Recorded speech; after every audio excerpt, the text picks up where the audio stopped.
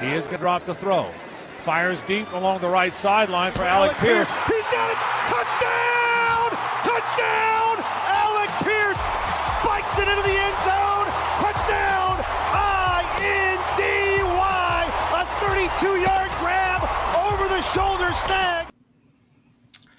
Good evening, everybody. Look at all this blue. Man, I love coming in here seeing all this blue. And then he's got the black. You got the black. All right, good evening, everybody. It is the crew. We are back on a Saturday. Finally, we got some more people other than me and Zach. Last week was a fun episode, though. It was good just chatting it up with Zach last week. We have 50 days until kickoff. Less than that, right? 50 days.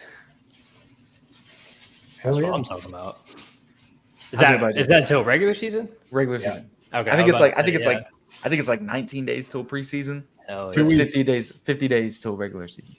First preseason game is my daughter's birthday, so I won't be watching it. But I will be It's just a preseason game. It don't matter.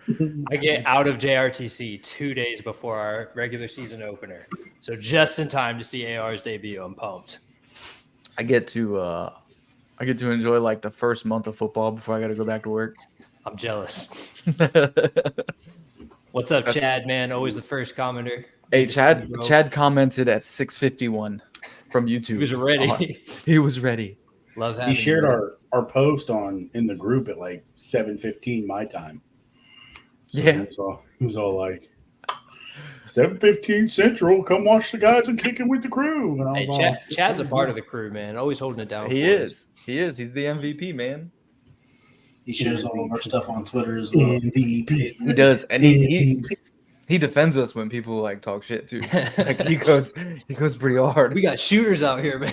I wouldn't do that. Like we're grown men. No, he doesn't. He's not like ignorant about it. He's like tells him, "Well, why don't you come watch the show then? Come see."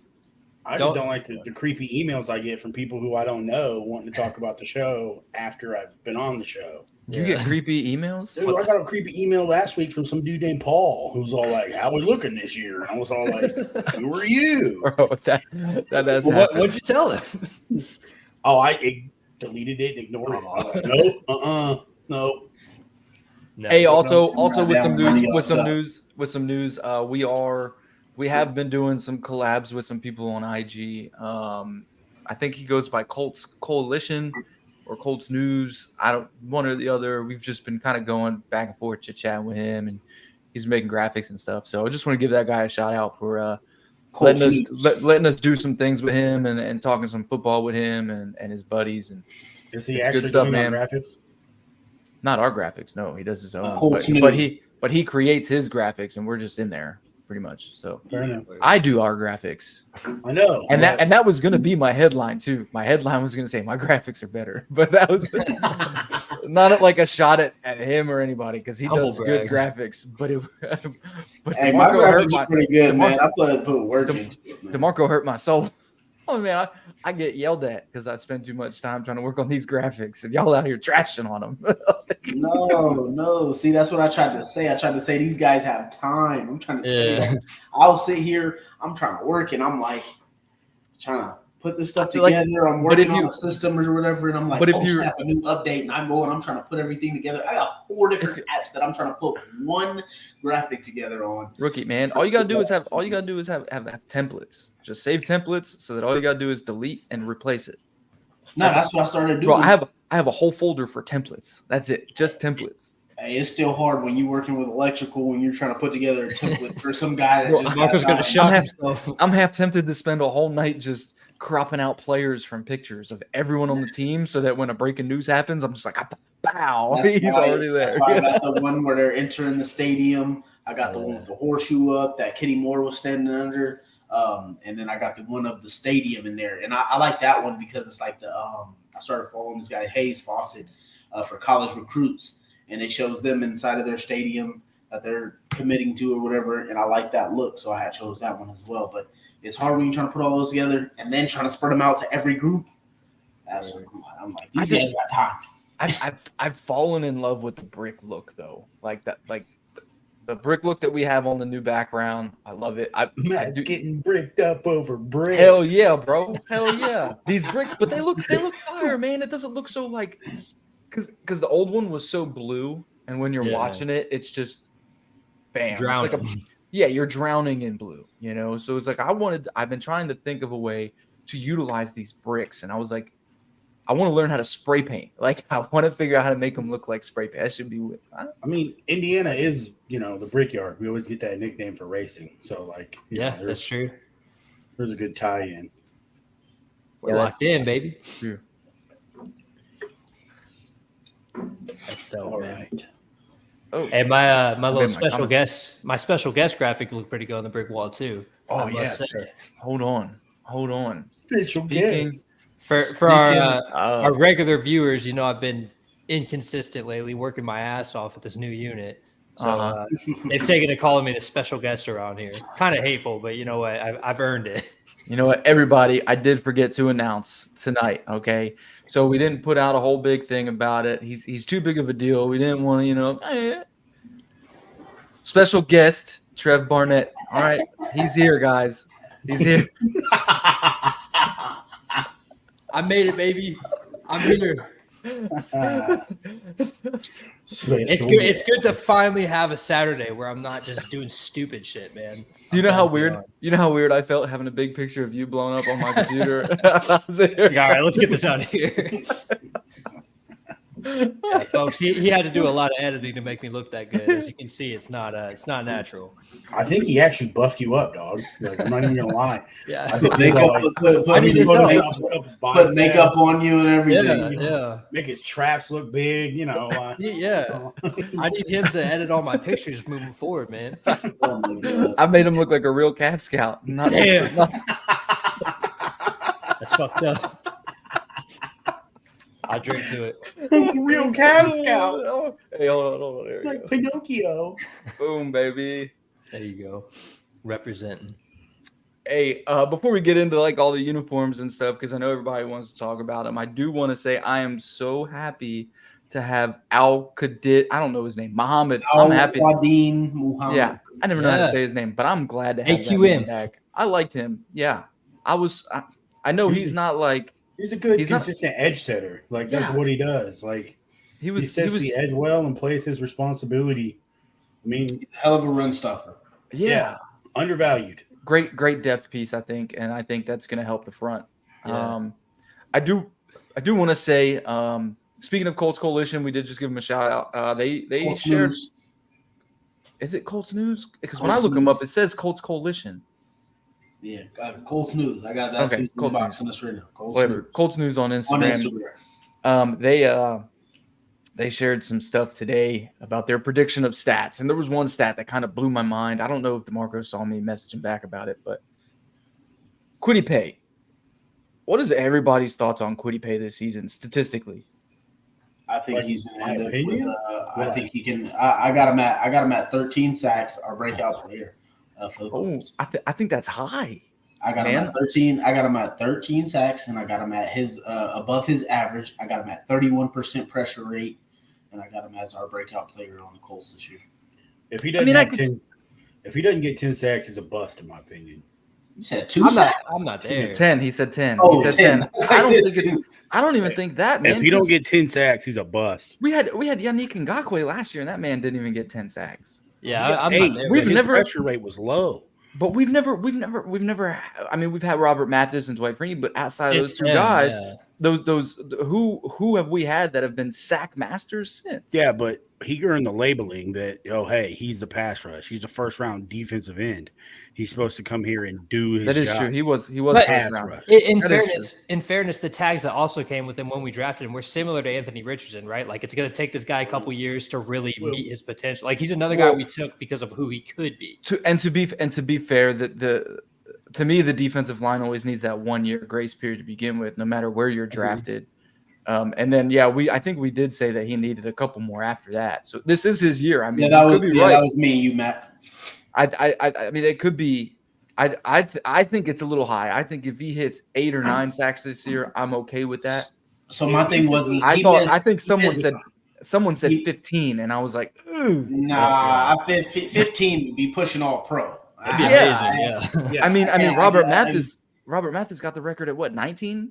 19. So that'd be cool. That'd be pretty. I mean, with his pressure rate though, it wouldn't surprise me with his pressure rate and some of the offensive lines he'll be facing this year. Listen, I can't say it would totally surprise me, but like I said, I got him at 13, and he had 6 sacks this past season while playing on a bum ankle and missing 5 to 6 games. So but that's my issue with him. Like what DeMarco said in those games. Pressure rate is probably more important than sacks. Just it absolutely is. That's why Max Crosby is rated so high. 100%. So because like sacks are probably overblown and overrated. So if he gives me a high pressure rate and 6 to 8 sacks, and it's consistent, I'll be happy. Sacks, but it's the pressure rate, and he struggled against the run last year, and I don't know if that's because he had a bum knee. He's not a run stopper. He's an edge. But here's the thing.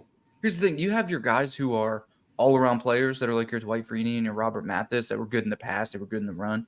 But then you have guys that are technically proficient at what, specific.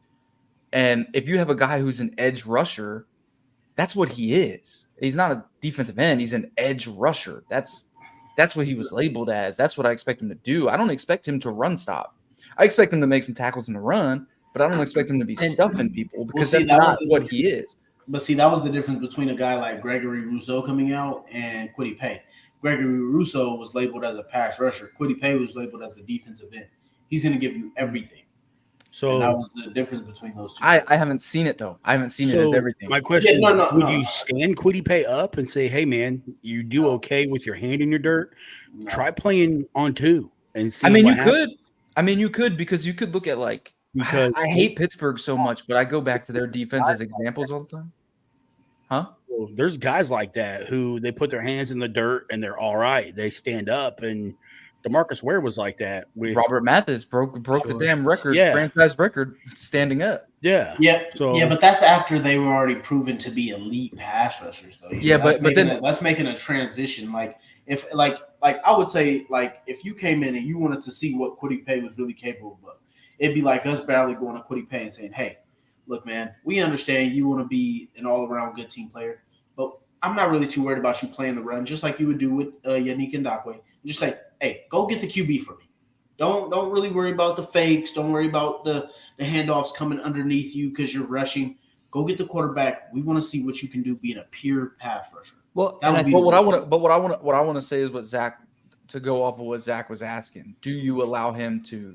Yeah. Do you just allow him to? Do you allow him to do him? Right, I stand up, at least say, "Hey, man." Yeah, let him try it. You said stand up, so I thought you meant play outside line. No, I hate Pittsburgh with a passion, right? But if you look at their defense, their defensive fronts and how they utilize their front seven is probably one of the most fascinating things to me ever, especially the last 5-6 years, because you don't know who's coming because they stand so many people up. Right. They will have 6. They will have 6 of the front 7 standing up, and they won't even have the nose tackle, the one that's down. They'll have a random dude in the 3 tech that's down. Everybody else is standing up. It's insane. That Highsmith kid, he's the same way. In college, he put his foot or his hand in the dirt, but in the pros, he does both. And I feel like he's better on 2 feet. They just got him paid. Faster. Yeah, he just got paid. When it comes to I would say I think it depends on his size. Do we think Kwity Paye has the size to be able to stand up and not have to use that? Well, I wouldn't say his size, but he has the athleticism. So that's going to be combined size and speed together. He's a little on the undersized, like Dwight Freeney was. Well, that's what I'm saying. If he's undersized, then I'm 100% okay with him standing up. Now, you get guys that are a little bit bigger, like a J.J. Watt. I don't necessarily want somebody like that standing up. We know he's not the size of a J.J. Watt, but you know what I'm saying. Yeah, he's an athletic whirlwind, man. So I wouldn't hate seeing him at least try it out sometimes, or maybe in certain sets, certain rotations, have him try it out. I think, too, with just how good our DTs are, with Buck and Grover holding it down the middle, that allows him a little bit more freedom to kind of go wild on the edge and kind of get after the quarterback more and not worry about the other shit. Because I believe he can play contain standing up completely. So, it's a lot easier to play contain when you're standing up. Right. Why not let him rush the passer the same way and see what happens? You can use him simply as, the overhanging end and play an overfront or an overfront. Now, all the time. I mean, honestly, if I'm Quiddy, I'd rather put my hand in the ground and just go pure rush to QB because if you can put up those sack numbers, he's in year 3, so he's gonna be trying to get paid soon. Well, he's gonna get his 5th option picked up. Yeah, exactly. So that's why I'm like. When I played defensive trying end, to get my sack numbers and trying to get paid. When I played defensive end, I preferred coming off the edge from standing up. Oh, not me. If I was, it depended. I wanted it stance. It 100% depended on what tech you were sitting in. If you were sitting on the outside shoulder, then yeah, I want to be standing up. But if I'm on the inside shoulder, I'm going to be down. It fully depends. Yeah. See, my coach allowed me to make that adjustment. I wasn't necessarily always the guy that was going to play DN. Well, same. I was fast enough where I'm going to be on the edge. I want to be on your outside shoulder. I want to run past you each and every time. I played DN. Yeah, you're coach in high school. You get to the NFL. No, I don't work that way. You're going where coach wants you to be. I just slanted. Outside is slanted, and then I always kept if I was on the right side, I kept my right side hand free. If I was on the left side, I kept my left side hand free. So you were always going to be on the side. You were going to be outside the tackle or outside the tight end. Yeah. You're basically, your job was go get the quarterback. You weren't yeah. I mean, I wasn't fast. So it was like, hey, take bodies. But at the same time, maintain the end, but keep your hands free, and I'm slanting you on the corner. My standing up, strong side or weak side, or were you just specific? I did wherever. If the tight end moved, I went with the tight end. So strong if they had you played strong side. So basically, you were countering against powers and stuff like that. If they had a fullback and a tight end, I would go where, I would follow the fullback, stay on fullback side, and tight end, the nickel would come down. Yeah, exactly. Yeah, that's just would be my thought if I'm Quiddy. Obviously, I think Quiddy's a team guy, so I don't think he would really care. But if he was looking to get paid, I'd be like, yeah, I'm gonna put my hand on the ground, and yeah, I'm just gonna go after QB. Yeah.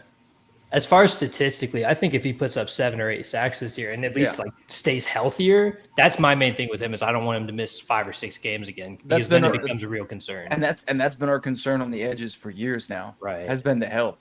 So as long as the guy plays 17 games, I mean, if he plays 17 games, I think he easily gets 10. Easily gets 10. Yeah. But I'll take an 8 to 9. Yeah. Because here's the thing, we don't have very good DBs right now, so we might get shredded on quick click slants and things like that. He may end up his pass rush rate might decrease because of that. So that was my thing about the win percentage is why I wanted. That's why I got him at 31%. Because if you're winning at 31%, and what we think we should get out of Samson Mbukum, and then obviously our D tackles, Grover and D Bug. I mean, I think Grover is only going to keep improving. Right. If you look at what he did last year, tumbling guards over, he's going to need to get double teamed. So Grover has gotten. You can't block 1-on-1. Our DB should be okay. Grover has gotten better every single year since he took over after Hassan Ridgeway left. Yes, in 2021. And it was crazy because the year Hassan left, Hassan had a damn good season. And then Grove just came in, and then Grove came in, unsung hero. Dude. I remember Buck got hurt, and then Grove was killing Derrick Henry in that Tennessee game. Right, just killing him, stuffing him everywhere. And I was like, "Oh, this Grove man's not playing." Yeah, so that's my guy who I got as the breakout player. Speaking of contracts, are you paying him this year? Are you paying? Grover? Yeah, me. Grover. 100%, I am. Because both Buckner, he shouldn't expect to get top. Both Buckner and Grover are free agents at the end of the year. I thought Buckner was under contract in 2024. I think they're both. I thought he was after the 2024 season. I don't know. Check that out because I was pretty sure Buck was until the 2024 season. I mean, either way, you have to prioritize Buck. You have to keep those two. But you do whatever you can to keep Grover in the building because that duo with both of them, they play so well off. Because my thinking is, if you pay 2024, if you pay your meat and potatoes, essentially, so we got one more year with.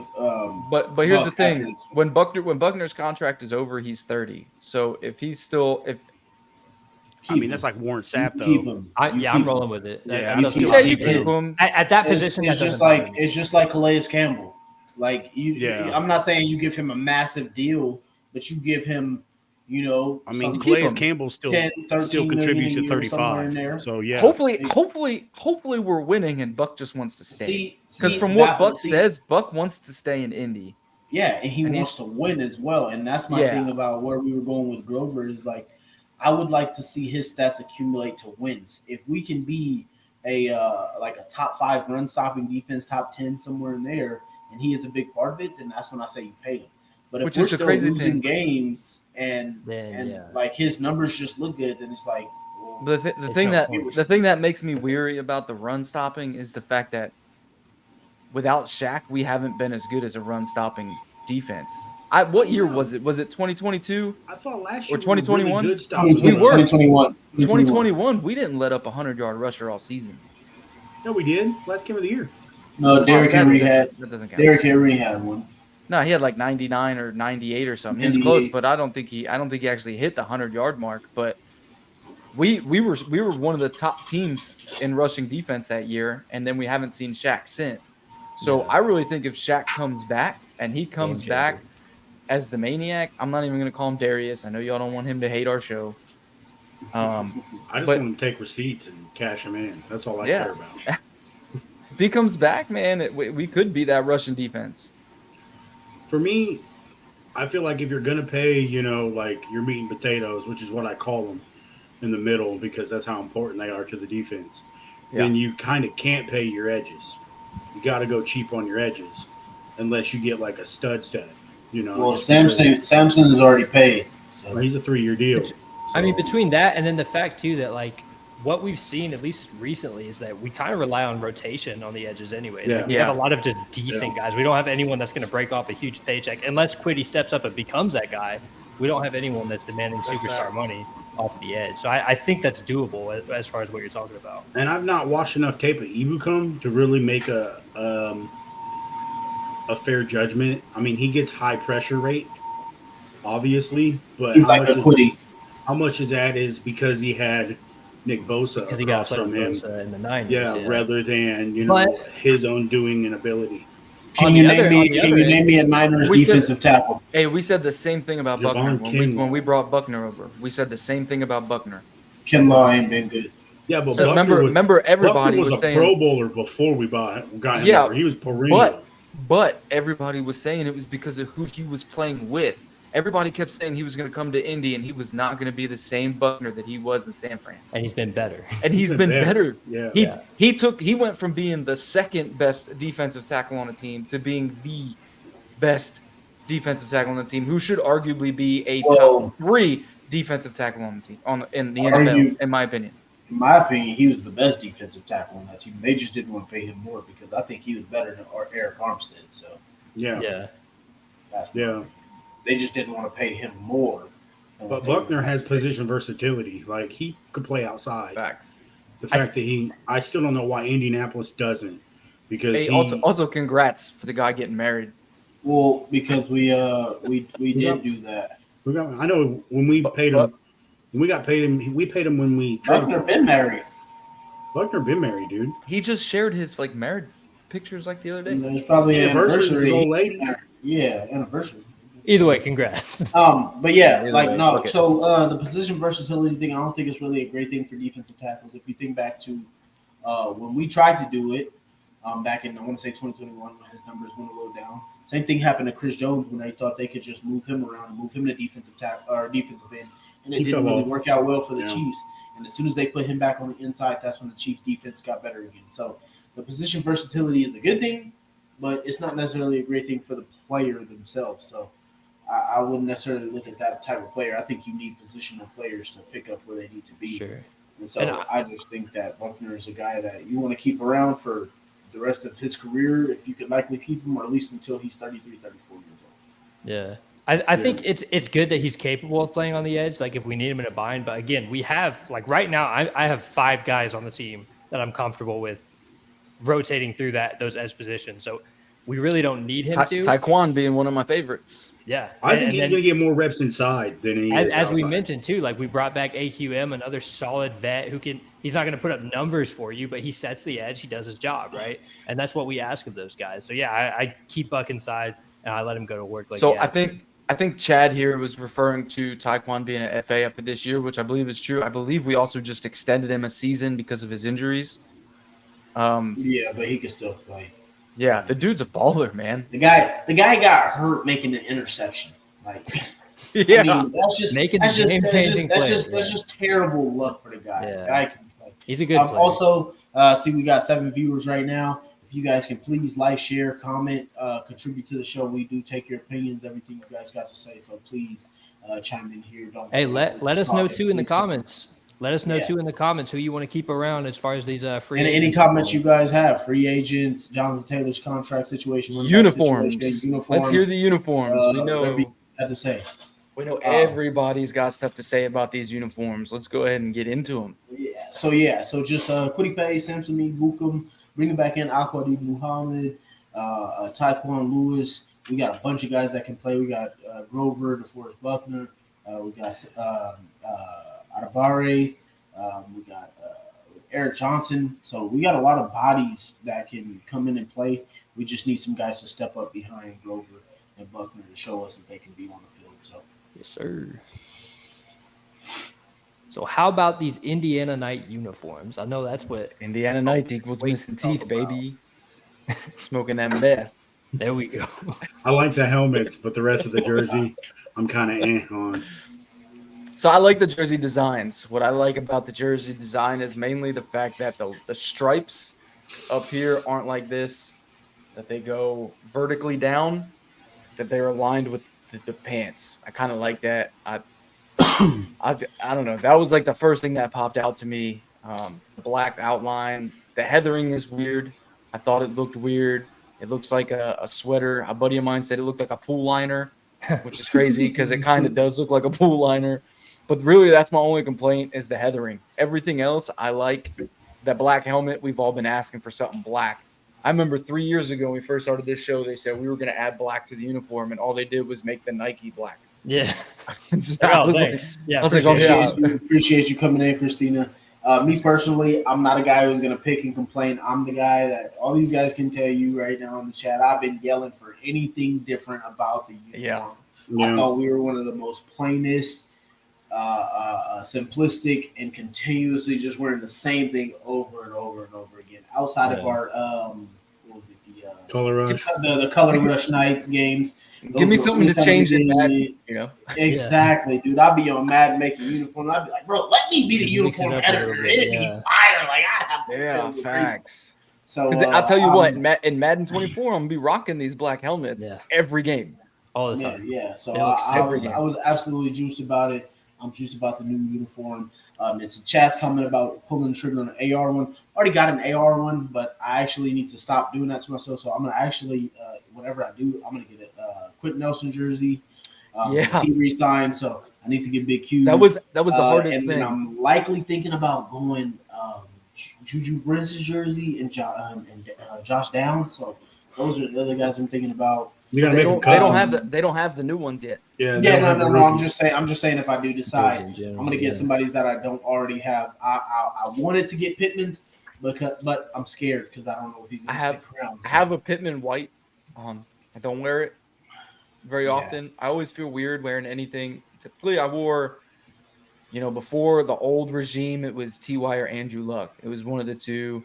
But Pittman doesn't give me that he hasn't given me that vibe of that number one wide receiver yet for me to throw his jersey on. I have worn JT. I've worn the shit out of Darius. I've worn Leonard's jersey so goddamn much that his Nike came off on this side. His Nike came off. I wore the shit out of Jacoby too. I remember when Andrew Luck retired, I was at NTC. Give me that 7. I ordered that 7 real quick. I was like, let me get that. I was ready for Jacoby, man. I was ready to give that man some love. So I wore his stuff was kind of cheap too, but I only got 2 white jerseys, and the reason I don't have more because I am a bad luck guy when it comes to anything white. I got white jerseys, white jerseys. That's why I don't wear them often. I just have them. As soon as I put it on, next thing you know, I got a Cheeto stain from a kid. I got barbecue stain. I got a drink that spilled. Bro, I hate when they get on the numbers, man. That shit drives me nuts. It's like a little drop on their numbers. Yeah. So I got the only white jersey, and I got Marlon Mack in white. The only white jersey that I haven't dirtied up was my Bob Sanders Super Bowl jersey. That's the only one that's still going clean. The only thing that looks funny is the collar, but that's because it's so old. I've had the thing since 2007, so it's crusty. Yeah, it's just old, man. Bro, Chad, I don't know. I don't know yet, but hold on. I like his ability to, man. I love what we saw from Pierce last year. I think he's better on the outside. Real quick, I want to answer this because I was going to say before because Chad is saying basically long story short, he said number 14. He's saying, do you guys think Alec Pierce is going to take over the number 1 spot at receiver? So I'll go ahead. I'll go ahead and answer since he asked. No, I don't. I don't think Alec Pierce is your all-around receiver yet.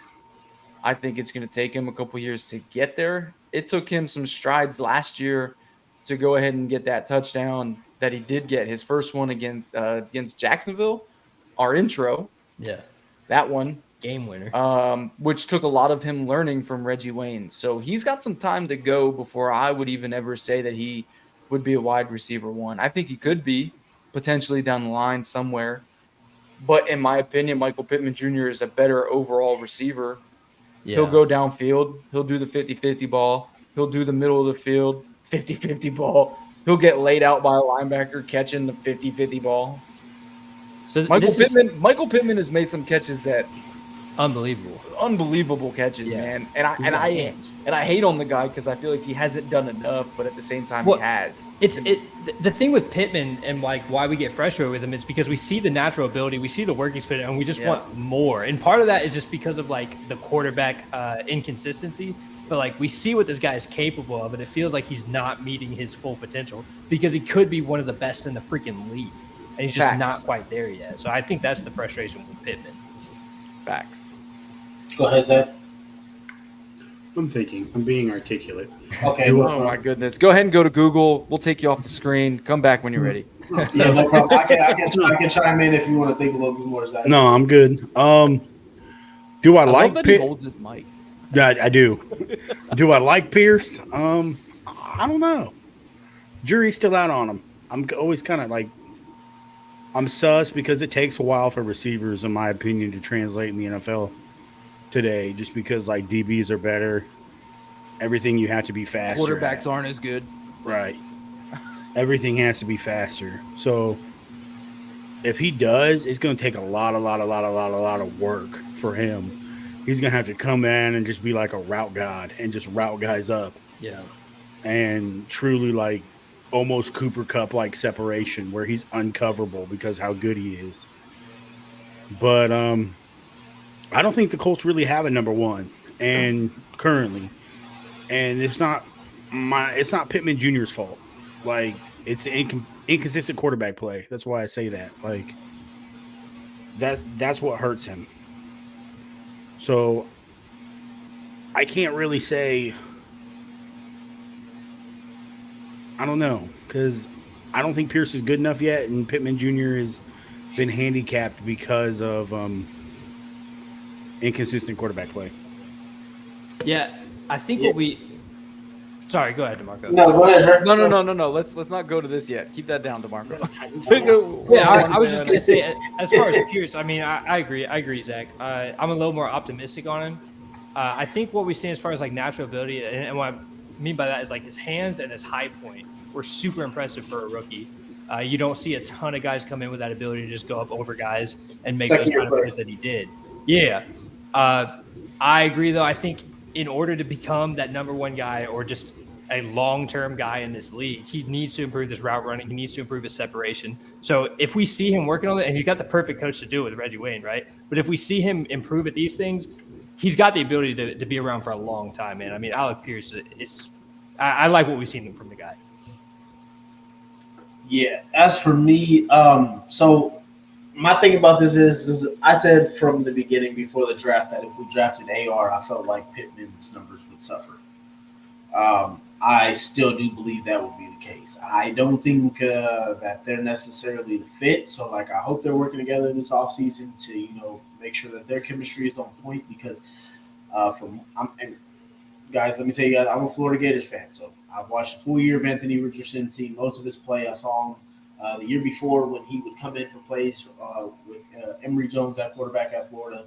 And I just can't tell you guys that their play style is going to fit together. So, Pittman's more possession receiver. Anthony Richardson is more of a guy that sits in the pocket. And he can make some plays there, but he's more that's going to extend plays and find ways to make plays himself and then get the ball to playmakers. And I don't know if Pittman necessarily fits that. And so I think he does. Alec Pierce. I think he does. I think if you look at the way he runs his routes across the middle of the field, I think he's the perfect guy for AR. Yeah, I'm not sure. I think it's going to be more of the slot receivers, so Isaiah McKenzie or Josh Downs. I think more of those guys. I mean, all Michael Pittman Jr. does is really run those slot routes from the outside. That's really most of his routes, about 80% of them. So realistically, he could be AR's number one guy. But again, like I agree 100%. The slots, the tight ends, this year are going to be AR's like go-to. Yeah, and that's the reason that I would say that I do like Alec Pierce in this position, because Alec Pierce to me fits the perfect receiver that Ricky Pearsall from Florida, the wide receiver at Florida, who was one of the best receivers there, would fit and play that role for Alec Pierce. So that's just my opinion on the situation. Like I said, I can't say for sure, but I think Pittman is a great possession receiver. So I think he's going to be the guy that he's going to go to on third down. He's going to be the guy to trust that he can be in his spot. But I'm just not sure right now. I don't think his numbers are necessarily going to look the way that we would think number one receivers will look. He's not going to hit 1K, in my opinion. Yeah, and so that's where I see that the difference would be. So I wouldn't be too down on Pittman, but I just don't know if they're going to fit the way that they need to for him to stick around. Because if we're going to pay him what I think will be $18 million a year, it's not going to equate to 600 yards and 3 TDs. No. Agreed.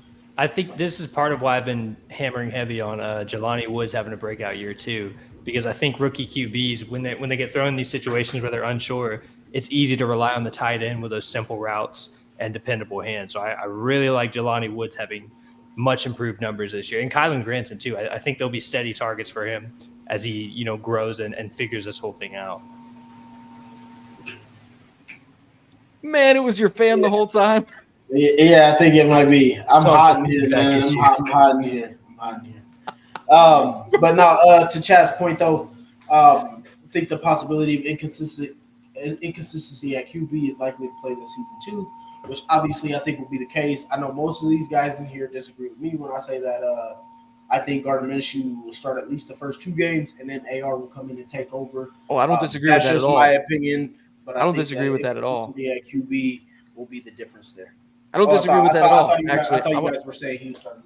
No. I don't disagree with that at all. I actually think I'm on the same page at the moment, right? Because we don't know what's going to change in training camp and preseason.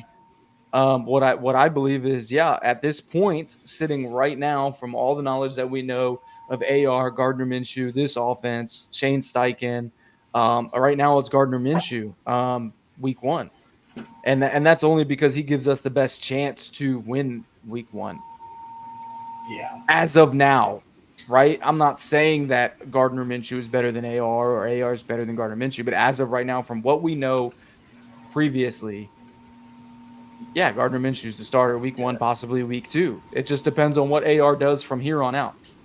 I think, early on, like right after the draft, I was in the camp of start Gardner for even 4 or 5 weeks and let AR learn. But I think, and personally, I would still go that route. But based off the comments that Jim Irsay has made, that Chris Ballard has made, talking about it being rough early and just wanting to develop AR, I don't know if that's the route they want to go as the team. I think they want to get AR in and just get him these reps and let him struggle. And I'm okay with that too. So as much as I believe Gardner's going to start week 1, or sitting right now, he's the starter, I don't want him to start. I want AR to start. I'm that guy that believes if you draft a guy top 10 at quarterback, he needs to start week 1.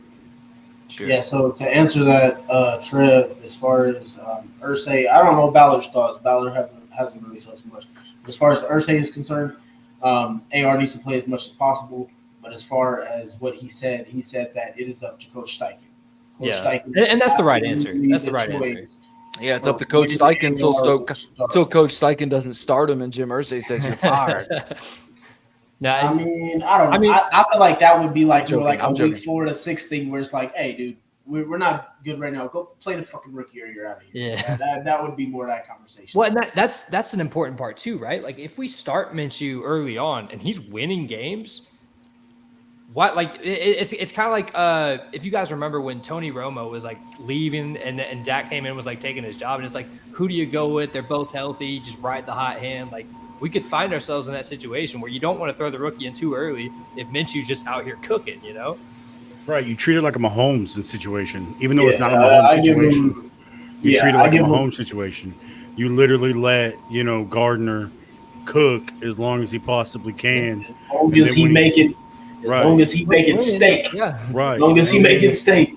As soon as he throws some noodles on the table. Goes bad, it consistently goes sour, and you say, all right, hey, we're gonna put the rookie in, and we let the rookie play, and whatever the season outcome beyond that point, we don't care anymore. Yeah. But yeah, absolutely. But 100% agree with that. If Gardner comes out white hot and plays white hot, you can't hold him. You can't. There's no reason you take him off the. There's no reason you take him off the field. He's on a 1-year deal. It can literally be exactly like the Chiefs. Exactly. It's like, all right, look, we've already secured a playoff spot. You can go play 2 games. And I'm not saying we're gonna make the damn playoffs. Right, hypothetical. So no freaking bash me for that. I'm just saying if we get to week 16, 17, it's like you guys got a playoff spot, and we're gonna play this guy for the last 2 games.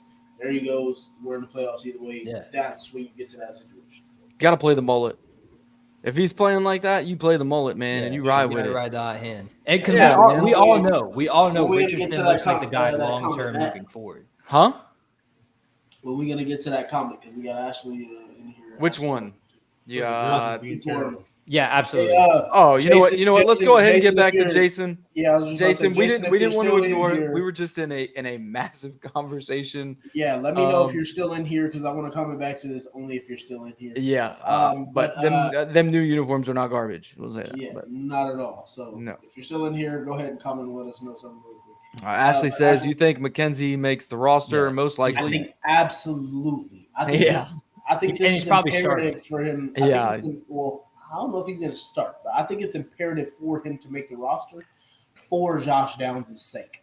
It's just one of those things. Like Josh Downs has already proven to be a very mature player as far as route running wise, what he can do from the slot. I think Chad, you're fucking crazy if you're paying a running back $52 million a year or for 4 years. What is that? That's ridiculous. Is that 14? Right around like 13. I actually. That's funny. That's fair. Ridiculous. That's funny. We're talking about this. Hold on. Wait. Let me finish. No, because I want to go ahead and say what mine was because Zach's going to get pissed. Okay, real quick. Yeah, see, that's 13. But yeah, I just think it's imperative to be able to teach him what a vet can to be able to get open on the field. But yeah, go ahead, Matt. All right, so I did. Moving on to how much would you pay Jonathan Taylor? Yeah, and we're gonna get into the whole running back conversation, right? So I was actually looking at these running backs, right, and what they're getting paid and where I think JT fits, right? So you got Christian McCaffrey who's sitting at a $16 million salary. 18 million, right? 16 million. 16. I'm looking at it right now. 16 million. I brought it up just so I know that I'm not fucking talking out my ass. Alvin Kamara's at 15. Derrick Henry's at 12.5. Nick Chubb is at 12.2. Aaron Jones is at 12. Saquon, Josh Jacobs, and Tony Pollard are all on the franchise tag at 10 mil. So for one, I'm going to say they need to shut the fuck up and stop complaining because they're making more on the franchise tag than over half the running backs in the NFL. So if they're complaining about franchise tag money, they can go ahead and sit down and shut up. That's just my opinion on that. Isn't that also how the franchise tag is meant to operate? So, is that you make. So my thing was, go ahead. You make like a percentage of the top. I don't remember the exact number, but it's like the top. It's you make a percentage, right? You make the percentage of the top 3 at your position, right? So the franchise tag should be pretty good. But the way you're looking at it is. Franchise tag is 12 million. Outside of the top 10, right? So you got 1, 2, 3, 4, 5. Or 10 million. 10 8, million. 9, 10. 10.1. Right? At top 10, right?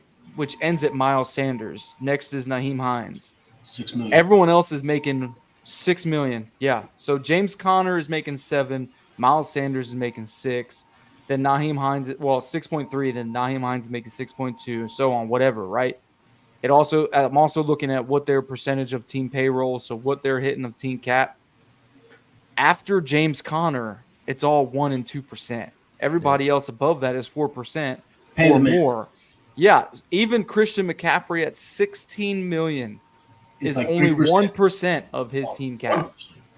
1% of his team cap. So whatever John Lynch is doing over there, he's a freaking genius. He got Elijah. They got all them QBs on rookie deals, dog. Yeah, no, I was about to say he got Elijah Mitchell on a rookie deal, who was a 6th-round draft pick. He's got 2 other running backs that they picked up on like both 1-year deals. And most importantly, he's been in 3 of the last 4 fucking NFC Championship games. I will say before that though, they did finish 3rd and 4th place in their division for like 4 years straight. That's fine. They also were like kind of confused between kneeling or not kneeling, but we won't get into that. But yeah, so when I'm looking at Jonathan Taylor, and I was trying to place him in a spot where he would. I like Chad's spot for him. I had him at a 5-year deal, not a 4. You're high too. And it was a little bit. And it was a little bit. It was 5 years. It was a little bit more. It was actually a 5-year, $62 million deal. Good God, the fuck out of here. Or 65. It was 65, and it was a $32 million guaranteed. So it was just a little below half paid up front, right? With a $20 million signing bonus. That's only putting him. That's only putting him at $13 million. Yeah, that's still putting him at $13 million. That's not what the guarantee. 5 years. Correct. Yeah, so that's not what the guarantee. So that's around $11 million a year with the guarantee. So if you're paying him the signing bonus, the $5 million per year, or the that's fair, $4 million per year. 5 years. I agree. I mean, yeah, but I was trying to put him in a certain area, and I was looking at everybody else's contracts of what they were getting, and the majority was between the 4 to 5 years. So I just kind of went with a 5-year, and I went with a higher number that kind of spread the money out more. And you don't have to average it out that way to where it's $13 million a year, because we've had this conversation before. You can front load the majority and pay him less on the back end. So that 4th, 5th year, he's getting paid drastically lower compared to what he's getting paid on the 1st and 2nd year. So I know Zach wants to go off on you and Chad, but real quick here, let me just get this in real quick. So me personally, I was thinking more of Jonathan Taylor being on a 3-year deal. That would leave him at 27 years old to see where his production is at. But I don't know if everybody paid attention to the fact when the GMs rated their running backs, right? When they came out with their top 10 list, the GMs, players, and coaches and all of that voted for the running backs. I'm almost positive that the GMs collectively voted for Nick Chubb to be the top running back. This was specifically for a reason, because if Nick Chubb agreed to the deal, Nick Chubb, most people right now would call him probably the best running back in the NFL, unless that's facts. On the Derrick Henry train. But he's only getting paid $12 million a deal, $12 million a year. What this specifically does is it keeps the rest of the running back market down, because of the fact that they can sit here and say, you're not Nick Chubb, so why would I give you more than that $12 million a year? You're also not Christian McCaffrey, so why would I give you $16 million a year? So for that specific reason is to keep running backs under that. But then you look at these other higher paid running backs. You got Alvin Kamara. I'm sorry, but I'm taking, I don't know, Saquon Barkley, Josh Jacobs, Tony Pollard all over Alvin Kamara. Are you for real? Not Tony I would Pollard. not take Tony Pollard over. Not Tony Pollard, but I would take Saquon and Josh Jacobs over Alvin Kamara. Alvin Kamara hasn't been healthy. That's his problem. And to me, Alvin Kamara is more of a guy that you can use a receiver. So him getting that's why he's not a problem. He's a Reggie Bush 3.0 down there. Exactly. So I think that's fair. But to me, in my opinion, depending on how you're going to use Jonathan Taylor, I remember Saquon Barkley coming out and saying something about what they did in training camp last year. He was like, I was practicing under a receiver. I was doing X, Y, and Z. I was catching multiple passes, blah, blah, blah. And then when it came to the season, they didn't use me that way. They used me as the primary guy on the offense, and I was running the ball. So to me, I got Jonathan Taylor and Saquon Barkley in that $13 to $15 million range if they can make the market work. But obviously, what we've just seen from the Giants, they're not going to pay a running back that market. So but the that reason would bring me back to Jonathan Taylor. If Chris Ballard is willing to make that kind of move, would put JT at $13 million, and that's what I would be at. Probably about a 3-year, $39 million deal would be. So I get it. The 3 years is probably more feasible, but I was trying to get our man paid at the same time of a contract that he would agree with. And honestly, it's going to be everything majoritarily up front loaded because I've had this conversation with Zach, and I've said multiple times I would prefer a running back to be paid in the first 2 years of that contract, and the last 1, 2, 3 years on that contract is a little bit lower. Why? Because I'll tell you why. They're going to the average career of a running back is 2.5 years. 2.5. Looked it up today. And we all knew it was low. I looked it up today. Statica.com has them at 2.57 years. So I understand where the 5-year contract comes in, where it scares, us as fans because it's a long time for a running back. But at the same time, the running back is seeing money on top of the years. So you want that guy for the next, let's go ahead and say 3 years because you want to round that up. You get him for the next 3 years. You pay him most of his money at the front two, including the guaranteed. And now you're only paying him what he's making as a rookie for the last couple years of his career, where you're looking for someone else to replace him. I'm going to pay you, I'm going to slave you, and then I'm going to kick you off. That's pretty much what running back is. Exactly what's going on. Chad had a comment there. I'm going to let you go first before I get to that there. But go ahead, Zach. I know you're going to rip into that. Go ahead, Zach. All right, 2 schools of thought. Just one, I do believe the Colts will end up paying Jonathan Taylor. Yeah. Because he is the only home run hitter they have. Yeah. Personally, as a fan, am I a fan of paying a running back? No.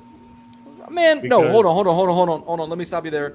As a fan, you want to keep Jonathan Taylor, so as a fan, you would pay him.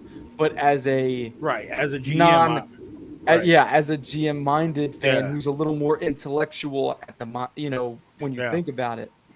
Don't just say fan, because if you just say fan, any fan is going to be like, keep Jonathan Taylor, turn the salary cap off, and pay him.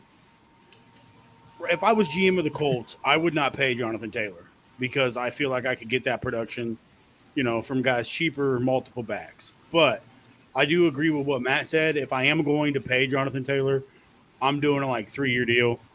For me, I'm giving him 3 years, $11 million a year, and I'm front loading. I had him at 5. I had him at 5. I know, but I'm going 3 years, $11 million. You said you agreed with me. You more agree with DeMarco. 3 years, $11 million per. That's base salary, and any other incentives that he gets are in the first 2 years. So by year 3, I can cut him and it not kill me in cap. So I want to ask you this. Since Brian's in here, right, and Brian being the Chargers fan, how much are you paying a guy like Austin Eckler? Well, I have a theory. Because he's sitting in the same boat. So I'm pretty sure he's at $9 million right now. We're up to 13. Well, let me look at what he's at. Austin Eckler sitting at 6 million right now. 6.1 million. 6.1 million. He's only about 1% of his cap, but he's trying to get paid. So no, he just signed a new deal. Yeah, he just signed a new deal. But it's incentive based. So I would say that $6 million can be up to 11 or something like that. It's not showing up. It's not showing up here in Sport Track. So, but I would pay. So this perfectly proves my opinion right there. Is Brian said a diamond desk. He signed a $1.75 million in incentives. I would pay Eckler more because he's a 3-down back, but that's just because I've always. You would pay Eckler more than JT? I would. I'm with Zach. Eckler $18 million. I'm with Zach. I'm with Zach on that though. 100%. I'm going to pay you big bucks if you can play 3 downs. Listen, and my argument with JT before DeMarco got into this and we hashed it out and had all this literally for a week. My argument with JT is, yes, he's made big plays in the passing game, but he wasn't used properly in the passing game. So I can use that leverage against him. So my opinion is I'm not paying him 3-down back money, big money, when he really only gives me 2.5 downs. Because when he's in there on third down, he's usually either pass blocking or catching a screen. Well, to be fair, he was never actually used like. But who's that on? To be fair, hold on. To be fair, the first and second down of those drives were typically a dumb play call by Frank Reich. So we were in that situation where Jonathan Taylor the block because it was 3rd and 8. Absolutely. It wasn't 3rd and 2. But as a GM, I can hold that against my running back all day. Why the fuck would I pay you? But why would you want to when this guy is a game-breaking talent? Why are we holding? Go ahead. I can draft another one. Trev, I see where you're coming from, and I've had the same argument with Brian. Right? He was my station commander. He said, Matt, we've had this argument in the office, all because he hasn't won a rushing title, but Eckler can do way more than run. True. And he's right. When you actually, I was biased to JT because I have the JT signed helmet in my office, and he's Chargers fan. So we've hashed it out a few times. When he actually sat there and showed me things of Eckler, I'm like, Eckler is probably one of the most underrated running backs in the NFL. Oh, yeah, for sure. DeMarco's sitting over there like, no. But this isn't. But you got to look at how he's used. Debate. I think Eckler should get paid too. That's the only reason why I say that. That is my debate. If you want 3 down big boy money, I need you to play 3 down. And yes, DeMarco, you're 100% right. Well, that's the play caller's fault. That's Frank Reich's fault. Yes. But I don't care because I can use that leverage against him. So to save a couple mil, which again, as we've addressed, is like 1% of the cap. It's not even a large percentage of the cap. We're going to penalize this guy for the last coach's play calling. Yes. And let him leave the team. It's a let him leave and go make game-breaking plays for another team and try to replace him for the next 5 years. What have you done to be fair, we haven't said that we didn't expect the Colts to pay Jonathan Taylor because we do.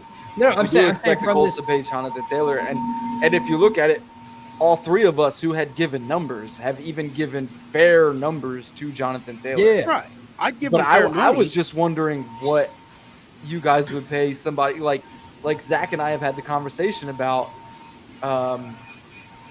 Eckler because Eckler is that 3 down back that he looks for. And I've gotten into it with Zach before about being a 3 down player because no one in the NFL in your right mind is really a 3 down player.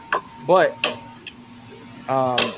I just wanted to know what would that contract look like if you're offering Jonathan Taylor the 3-year, $11 million each year. If you're just going 13. Well, I'm offering him 11. No, he was offering 11. That's why I'm asking Zach. Yeah, Zach is stingy with his money for no reason. Yeah, he keeps Zach is hoping for this receiver that's going to come along that he's going to pay. That ain't showing up. I just want to know the numbers. What is the numbers since you're going to pay Jonathan Taylor, who to me is better than Austin Eckler? Absolutely. How much are you? But you're going off of what you've seen. How much are you going to pay Austin Eckler? That is the. He says 16 to 18 million. I would pay Austin Eckler $16 to $18 million a year. Okay. Absolutely asinine because he can't protect Justin Herbert when they're going to throw for that 3rd and 17. I don't pay him to block. That 4th and 21. It doesn't matter. They're going to be. Their coach goes for it on 4th and 21, on 3rd and 17, on 4th and 25. No, because who's going to block for Justin Herbert? He's getting destroyed. You got tight end. They lost the game to the Kansas City Chiefs because he had broken ribs. You got tight end you can use. The tight end can't block either. So what do you need to do? You need to leave a running back in who can block. He can't block. So if he can't do everything, he's not a 3rd down back. Thank you. And he's not 3 down back. So he's what you're saying, a dual threat back. Like I'm telling you, there is nobody that is in the same situation as Jonathan Taylor outside of Nick Chubb. Jonathan Taylor has been able to block. He's been able to catch. He's been able to run. He has not been used in the same situation as anybody else. Look at anybody else's situation. Derrick Henry was drafted in 2016? We didn't know about Derrick Henry until 2018, 2019. Yep. Saquon Barkley, he's been injured his entire career. Austin Eckler is 30.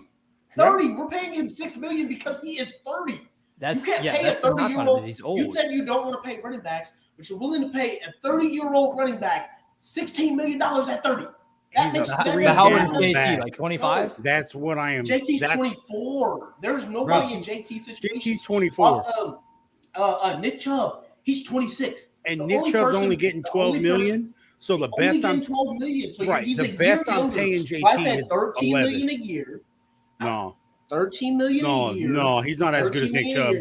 No way. What, bro? Okay. No. He has a higher average than Nick Chubb. Go look at the Hall of Fame running back. Are you gonna let JT stats. walk over $2 million? Yeah, like, he is gonna let JT walk, and then he's gonna be upset that we don't have any playmakers. Bro.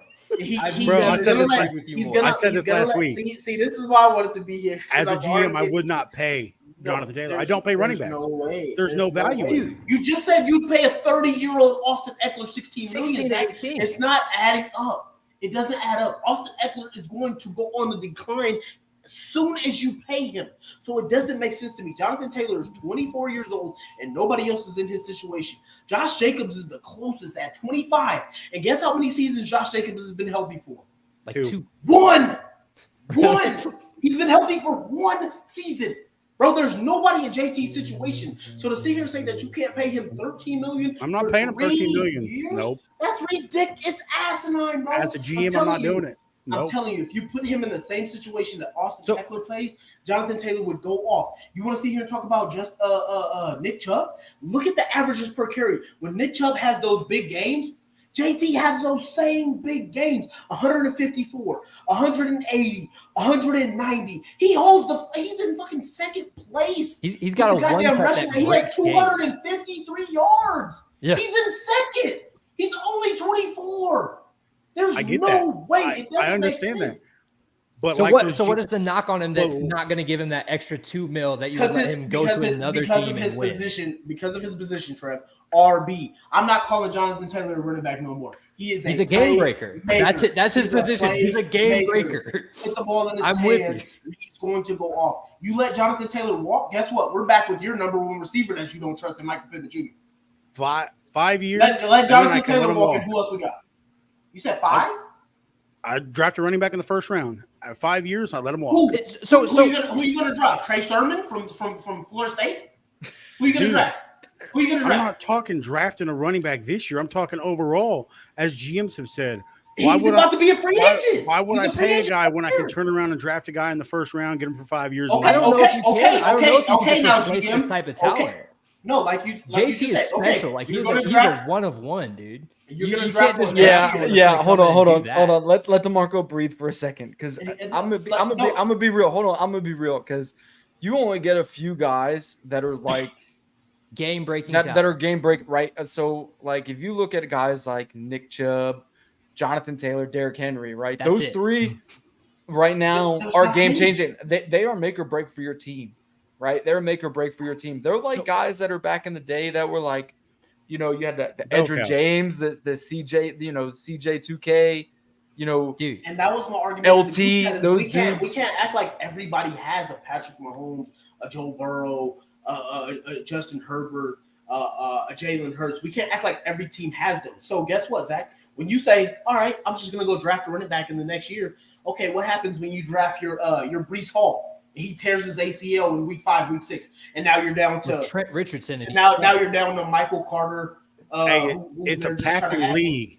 I'll spin it to win it, dog. Well, hold on. But JT's getting the basket. Now hold on. So it's a passing league now, right? Yeah. It's a passing league. Now, when you go to the Seahawks and Kenneth Walker Jr. gets hurt, then what?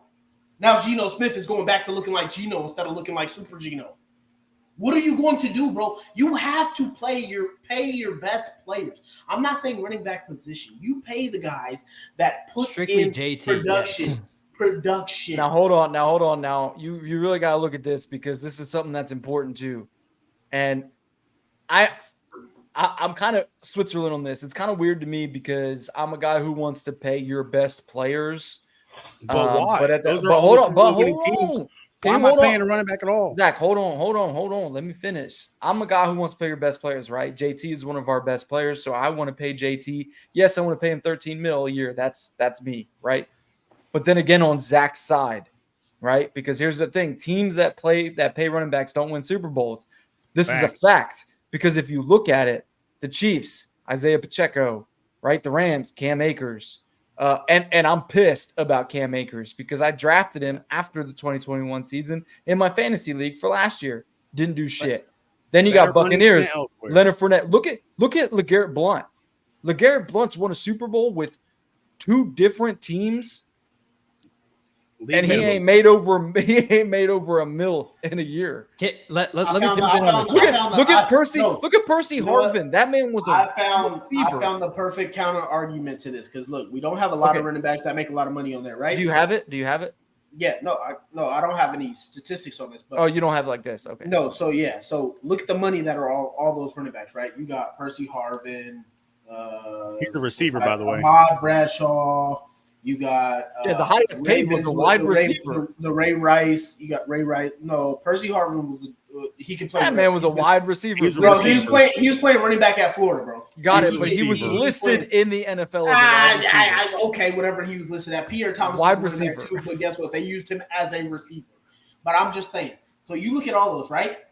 Now, please tell me and count how many Hall of Fame quarterbacks are on that list. Thank you. The Chiefs. Patrick Mahomes is probably a Hall of Famer. The Rams, okay, you can argue Matthew Stafford, but Matthew Stafford's not a Hall of Famer. But a lot of people, bro, Dan Orlovsky is already calling him a Hall of Famer because he won a Super Bowl. That's Dan Orlovsky. Okay, I'm fine with that. Keep going.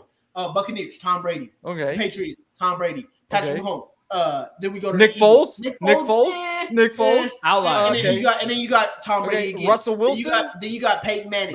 Joe Flacco. Russell Wilson a Hall of Famer. Eli Manning. What's his name?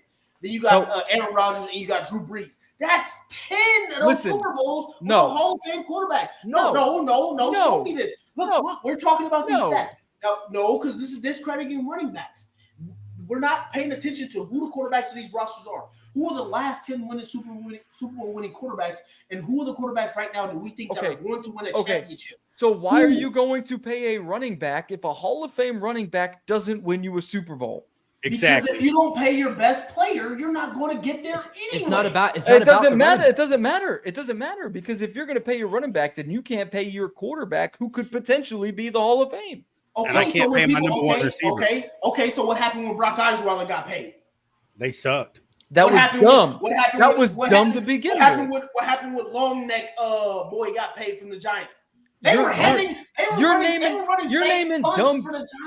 You're naming dumb people who everyone knows should have never gotten paid. Yes. No, I'm naming quarterbacks that got paid that didn't work. You're naming quarterbacks who got paid, who every single person outside of that stupid GM Peyton shouldn't have gotten paid. All right, look, Peyton Manning was the highest paid quarterback. How many Super Bowls he got?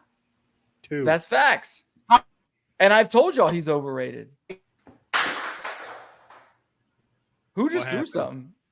I don't know. Best players. You pay your best players. He's mad. It's just simple as that, bro. I don't care what position it is. But the problem is that the other running backs. Tackle that went to Washington and they paid him. What happened? Albert Hainsworth. The team. Yeah, Albert Hainsworth. They went to shit, bro, because they paid a defensive tackle that wasn't worth the money. You have to look at it in a different way. You have to look at it a different way. Why? Because your best player at running back position is replaceable easily by someone else who's better. And you can get them cheaper. No, they can't. No, they can't. Your best player is not supposed to win you Super Bowls. Bro, when you get running backs, when you look at running backs, you get 10-1 when it comes to a running back to a quarterback in a draft. 10-1. That's it. That's all you get. I can go ahead and replay. I can go ahead and just say, hey, Jonathan Taylor, play this year out. And guess what? My best scout is scouting the best running backs who are arguably the same or better than Jonathan Taylor right now. They're not going to be. They're not. No, hold on. Put bias aside because that's facts. I am. Okay, I'm not. I'm putting bias aside. What happened in 2017 when Carson Wentz got hurt? They leaned on the run game. He got hurt. They leaned on the running game.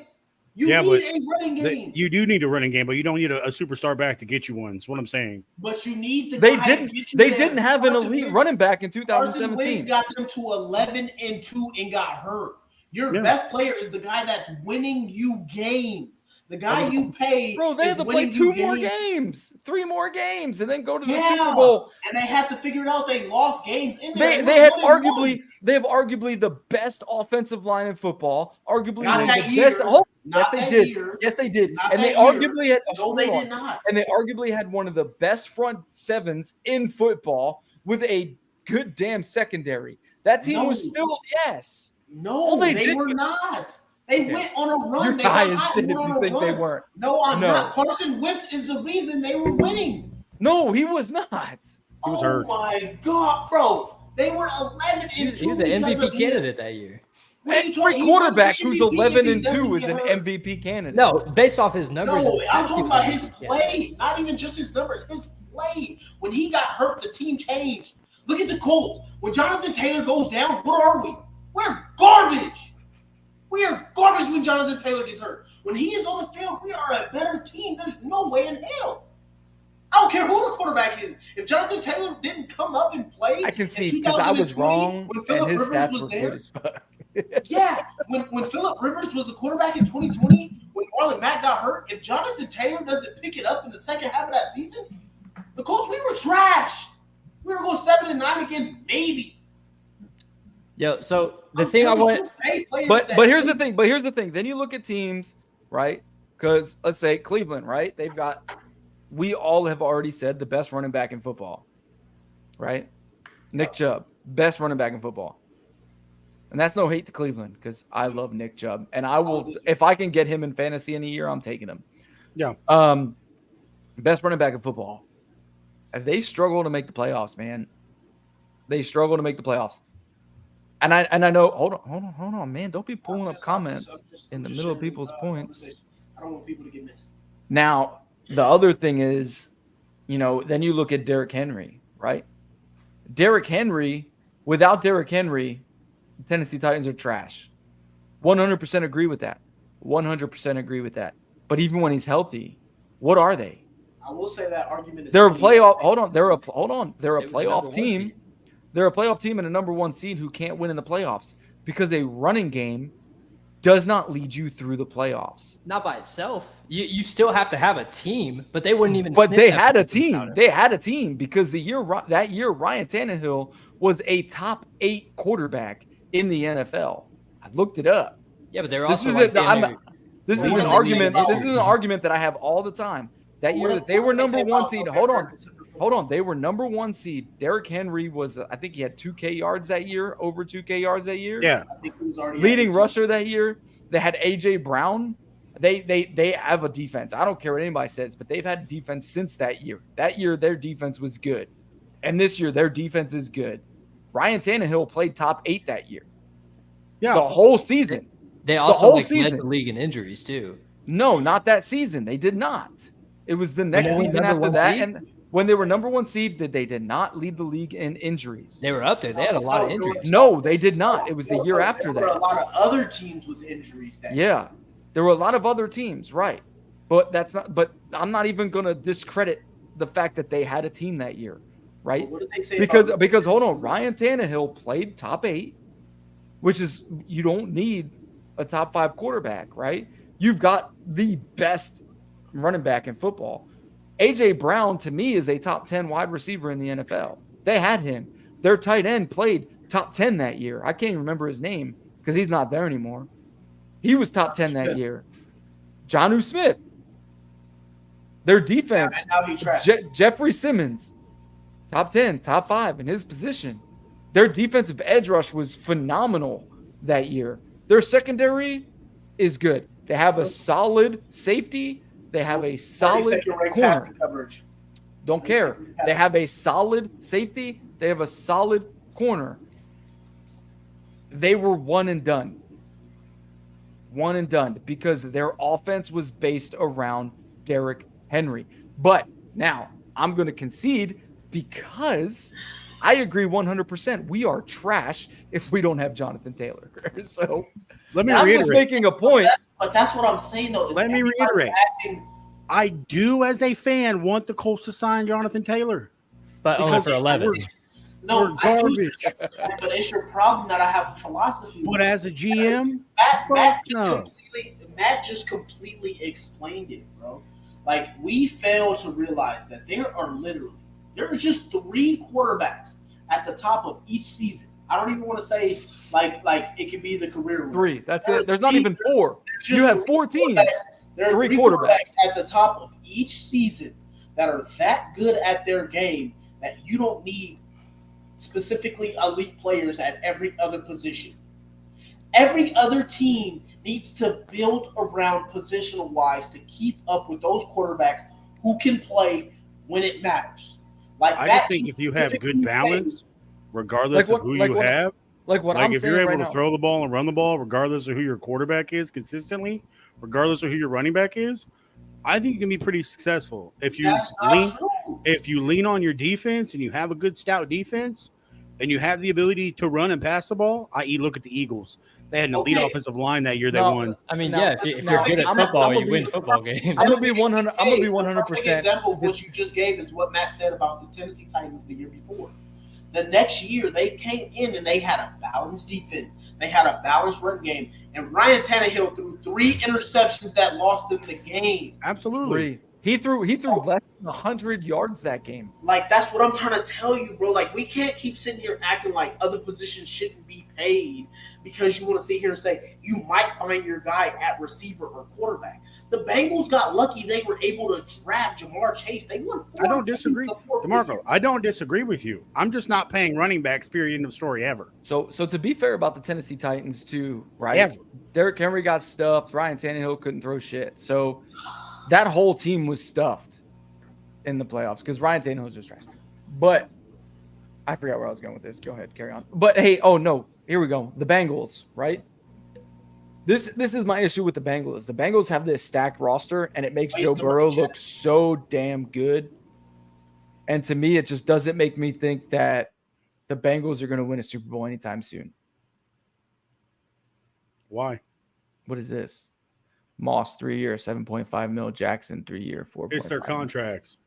Yeah, but they're not rookies. Jonathan Taylor's on a rookie deal, and even if he gets a contract, let's say he gets offered a contract deal, right? Jackson's on. He's gonna get offered more than that. Right. These two aren't on rookie deals. Jonathan Taylor right now is on a rookie deal, so yeah, he's making that like below that $1 million deal or whatever. Yeah, that's your 1% right there. That's combined, they're 1%. That's what I'm saying though. You could get quality production from 2 guys. What you get from Jonathan Taylor, in my opinion. That's why I don't believe in paying running backs. And yes, I know Jonathan Taylor is an incredible playmaker. And when you suck, you got to have somebody to build around. I don't disagree with that. But I'm just of the philosophy I'm not going to pay that money, and there's better money spent elsewhere. I'm not arguing that. I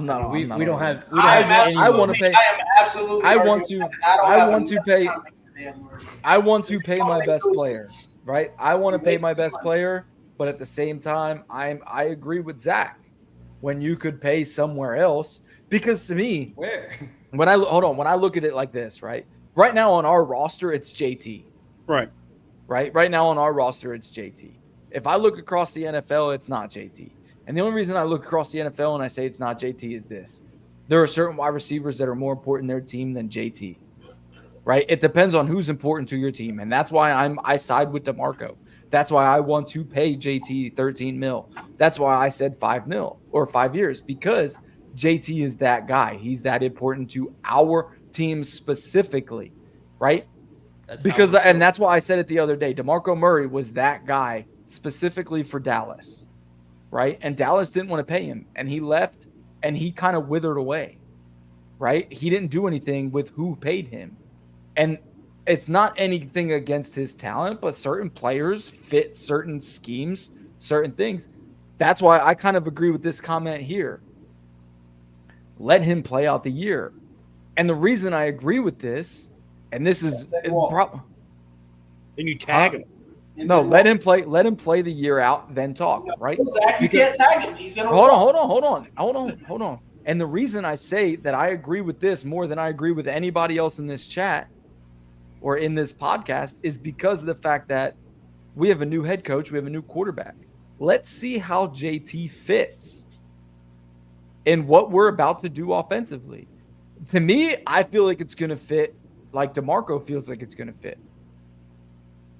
It's going to benefit AR. It's going to make AR look better. Jonathan Taylor's going to have over 1,400 yards receiving, possibly close to 500, 600 yards receiving, 1,500 yards rushing, right? he's going to have upwards of 14 touchdowns. To me, that's what I think it looks like for him this season, and it gets him paid. But at the same time, if you look at it, he may not fit Shane Steichen's system. Yeah, see, my problem with it is that we already seen Zach Moss in Buffalo. Didn't work out. But we're not going to stick with Zach Moss. Well, that's what Zach agreed to that. Zach agreed to Zach Moss and Deion Jackson taking over for Jonathan Taylor to let him walk. But here's the thing. But then last season when Jonathan Taylor went down, Zach Moss and Deion Jackson together kind of did do it. They were okay. They were not. But then if you go here, long-term solution. But they did it for the rest of the season. They didn't just do it for one game. They did a pretty damn good job. Good for one game, and they didn't win shit for the rest of the games. They were average. They didn't win shit because of the fact that for one, our quarterbacks were trash. Because the running backs couldn't take pressure off of them. Because our offensive line. Okay, everything's running backs. Everything's running backs. But here's the same thing. These two guys here are making $11 million from what Zach is saying. So Zach wants to offer Jonathan Taylor $11 million. These two guys alone are making $11 million. Okay, and when they can't get 3 or 4 yards for the offensive line, instead they get 1 and 2 when we keep punting the ball, the offensive line plays worse. When your quarterback can't throw it 3 yards in front of him accurately, it kind of doesn't help anything. He's not going to be able to throw it 3 yards because he won't have anybody to sit there and scare the offensive line. And that's also facts. So Last year we were trash. Exactly, because it's like you had nothing to absolutely fear. At least with Jonathan Taylor as a defense, you're fearing that, like, hey, if we rush this quarterback, we have the threat of the quarterback and the running back. Either he's going to cut once and he's gone. You got either of those guys. It's like, oh, maybe one of these guys might be able to do something for me. But it's like, you go that option. We already seen Zach Moss with a very, very, very, very similar quarterback to AR. And what did they do? They traded him for a guy that we already had. That just doesn't add up and make sense. I'm telling you, I'm with you. I want to pay JT. No, I'm not arguing just to you. I'm just stating my point here because my thing is with this, and I just feel like you have to pay your best players, and then eventually, if you can develop AR, because we don't know if AR is even going to work. That's what I keep trying to say. Everybody keeps acting under the impersonation or the impression that your quarterback is going to be that guy. I think he will be with Shane. Shane has been developing properly. Yeah, but you can say you think you're going to. We didn't know Jalen Hurts was going to be that guy. We thought they were going to draft another quarterback. But we don't know Daniel Jones. He's a guy. We didn't know that Daniel Jones was going to be a guy. The motherfucker threw 15 touchdowns and 5 interceptions, and everybody acting like Daniel Jones was all world. Saquon Barkley got Daniel Jones paid. We can't keep sitting here acting like, hey, you just let your best player walk, and you'll be good to go to just develop him. But here's the thing. But then the argument to that is, right, Saquon got Daniel Jones paid, right? So now we're talking about Saquon Jones. Maybe he should. Maybe what? What? You put their names together. Saquon Barkley, my bad. Saquon Barkley, maybe he should get paid. That's fine. To each their own, because I even said when he got paid, I was making memes all over the place that Daniel Jones should have never gotten paid. But here's the thing, right? If you look at it, Jonathan Taylor hasn't gotten anybody paid. The only thing that's happened in Indy. Hold on. You said he hasn't got anybody paid. He's gotten Carson Wentz paid. He's got Matt Ryan paid. He's gotten Jacoby Brissett paid. Well, they were already on. Who is starting our quarterback next year? You don't even know because Jonathan Taylor didn't do enough to get his quarterback paid. That's a false narrative, though. You can't put that on JT. What was the theme for the last 3 years? The whole team sucks. No. What was the theme for the last 3 years? What was it? The Colts are a quarterback away because they have Jonathan Taylor and a run game that can take. And we had it with Carson, and we should have been able to win those last 2 games. Yeah, but what did Jonathan Taylor do those last 2 games? Yeah, we wouldn't have been there without Jonathan Taylor. You got bullshit. What do you mean bullshit? He had like 1,800 yards. No way. If Jonathan he did not have 1,800 yards. If our running backs are Deion Jones, if our running backs are Deion Jones and Zach Moss, we're not bringing in another quarterback. There's no way. It's because of Jonathan Taylor. Go back and look at all the NFL Film Network. 2021, 1,811 yards. They got Jonathan That's Taylor. including receiving. They got Jonathan Taylor. No, it's they not. got Jonathan Taylor. They got Jonathan Taylor in this offensive line. That's all they talked about. Pittman. Every QB that no, they didn't say Pittman. They said Jonathan Taylor. Jack Doyle. In this offensive line. That was Ali Cox.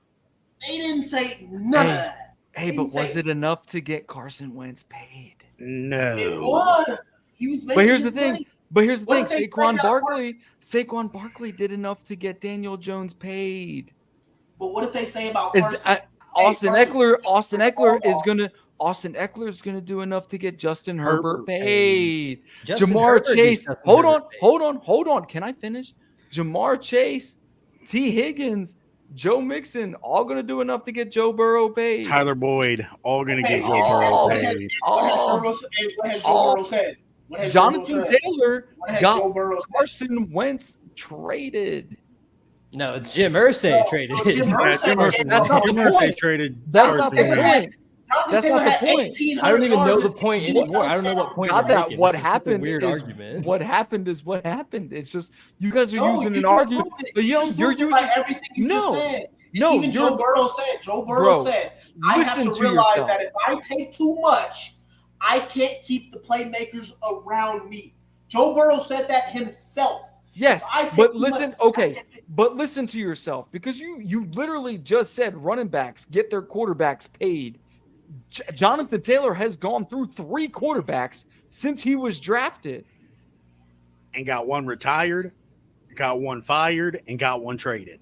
No. I'm just saying it doesn't matter what he did. Philip Rivers wanted to stay, and the Colts your argument is flawed. No, your argument is flawed. Yes, it is. Philip Rivers said he wanted to stay, and the Colts didn't keep him. That's on the Colts.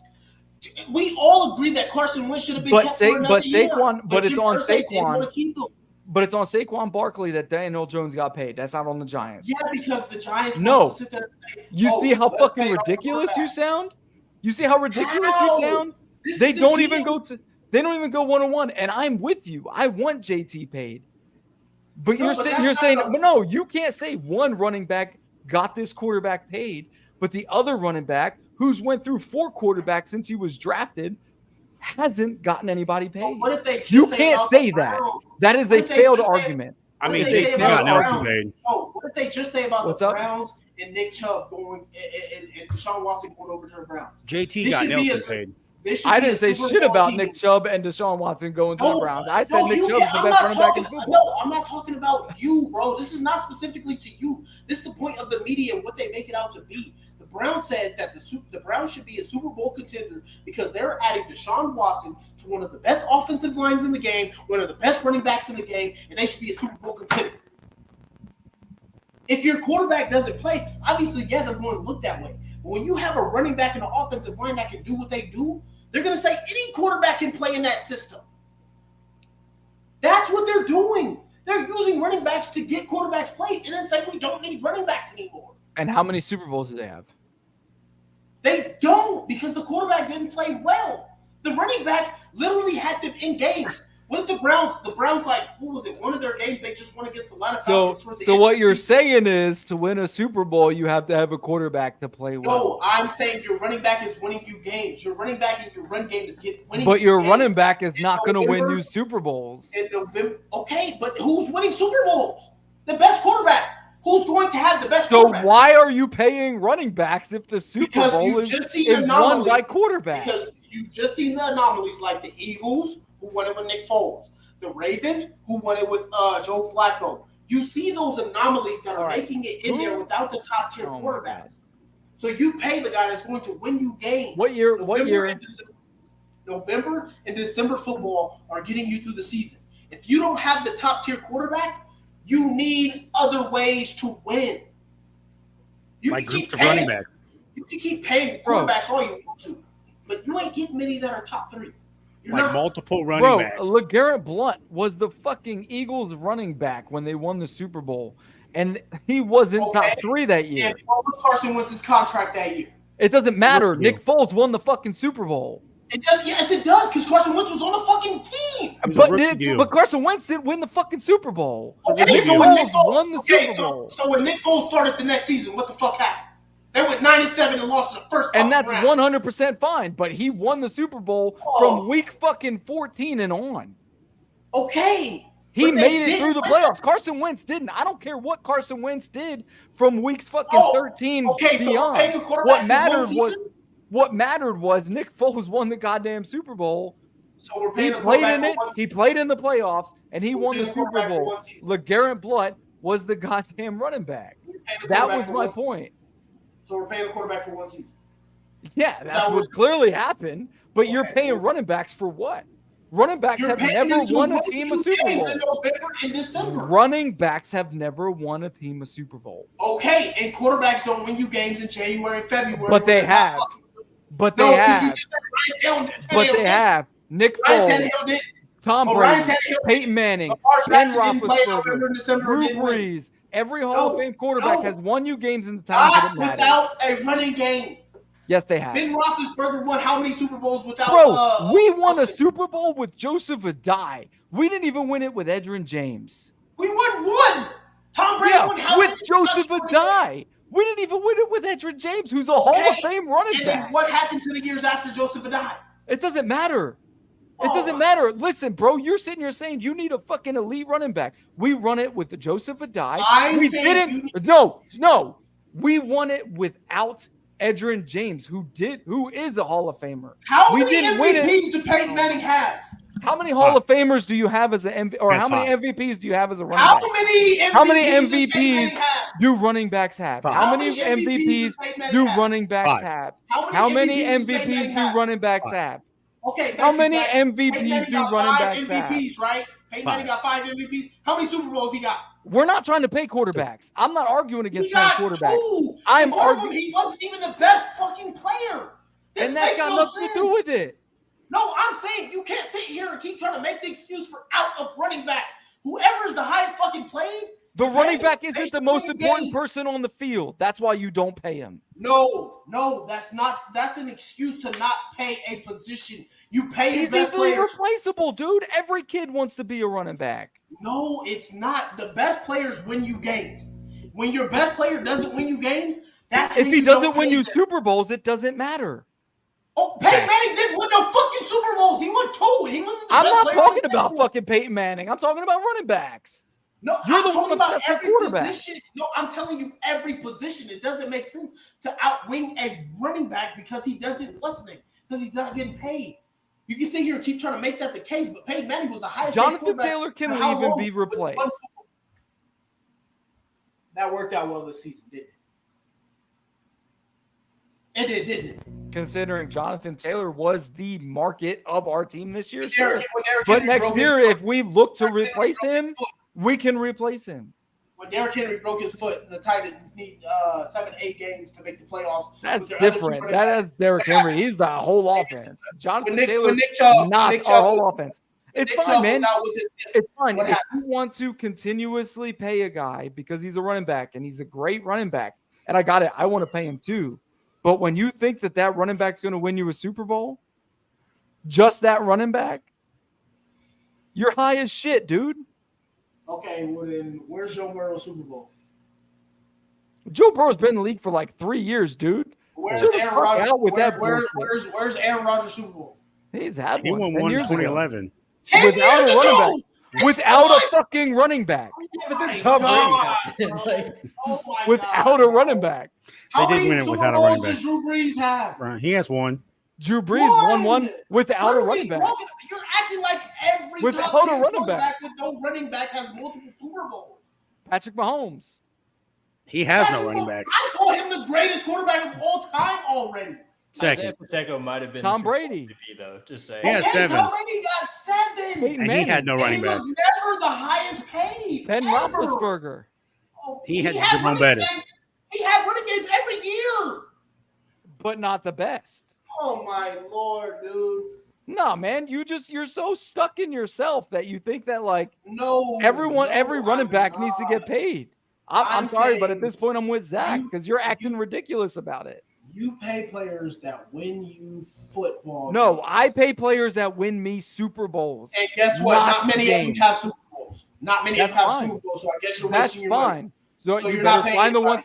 You better fucking billions of dollars in your pocket because they're not. You better motherfucking find the ones that win you Super Bowls. Oh, you're not going to have to win. Pay running backs who don't. You're not going to because guess what? Only 10% of players have Super Bowls. Is Jonathan Taylor going to win us a Super Bowl?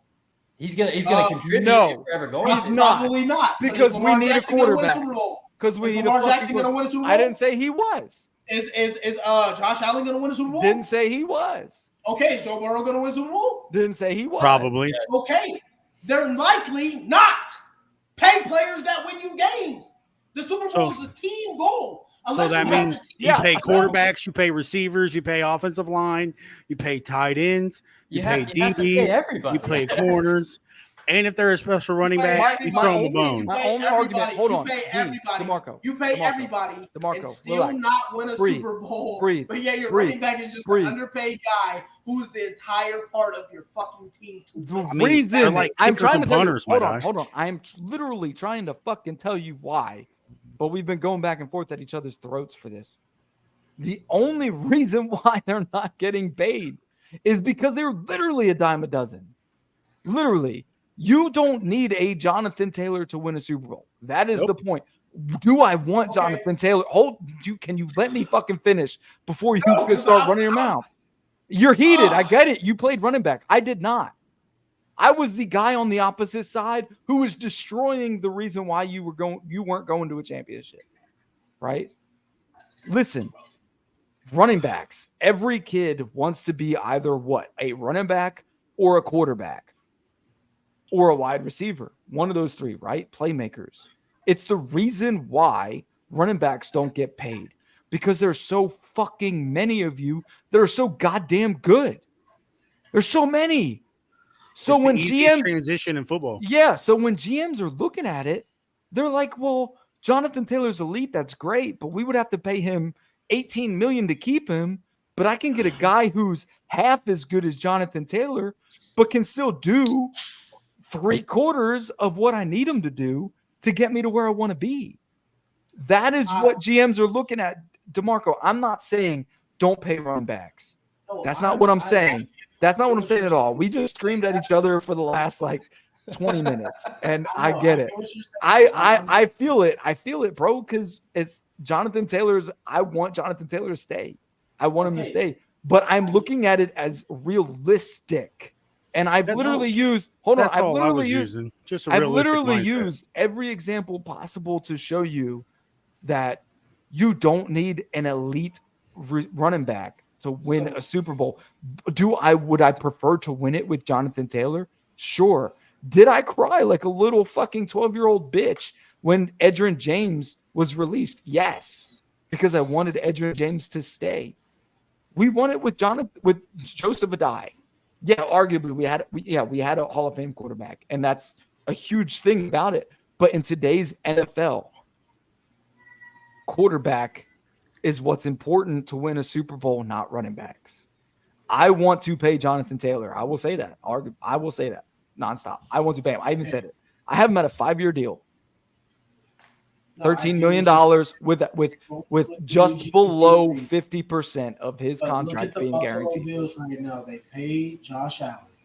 I would love to see Zach Moss's Super Bowl ring that he just won with the Buffalo Bills, since the Bills paid Josh Allen and didn't pay Zach Moss. Yeah, but to me, Josh Allen's overrated. Well, Zach Moss didn't really work out in Buffalo either, which is why they. I was never a huge fan. I'm never a huge fan of Josh Allen. Josh Allen to me is just an Aaron Rodgers. He's a guy that needs every weapon known to man. But that's what I'm saying. That's what I'm saying. People got to realize the structure of your team, how you're going to build. Everybody's not going to have a Patrick Mahomes. I'm saying you pay the guy that's winning you football games. Jonathan Taylor is the same guy that put up those 5 touchdowns on those Buffalo Bills that everybody said should be the Super Bowl champions. That's fact. They were going to win the league, and they were going to do everything. He put up 5 TDs on them. Catching the ball, running the ball, whichever way the Bills wanted it. He was even blocking Zach. He did that. I also said I wanted to pay him. Because you don't pay the running back. The Bills, they didn't pay the running back, Zach Moss. And guess what? They still don't have a Super Bowl. I'm just saying we can't keep singling out one position to call it a Super Bowl contender. That's what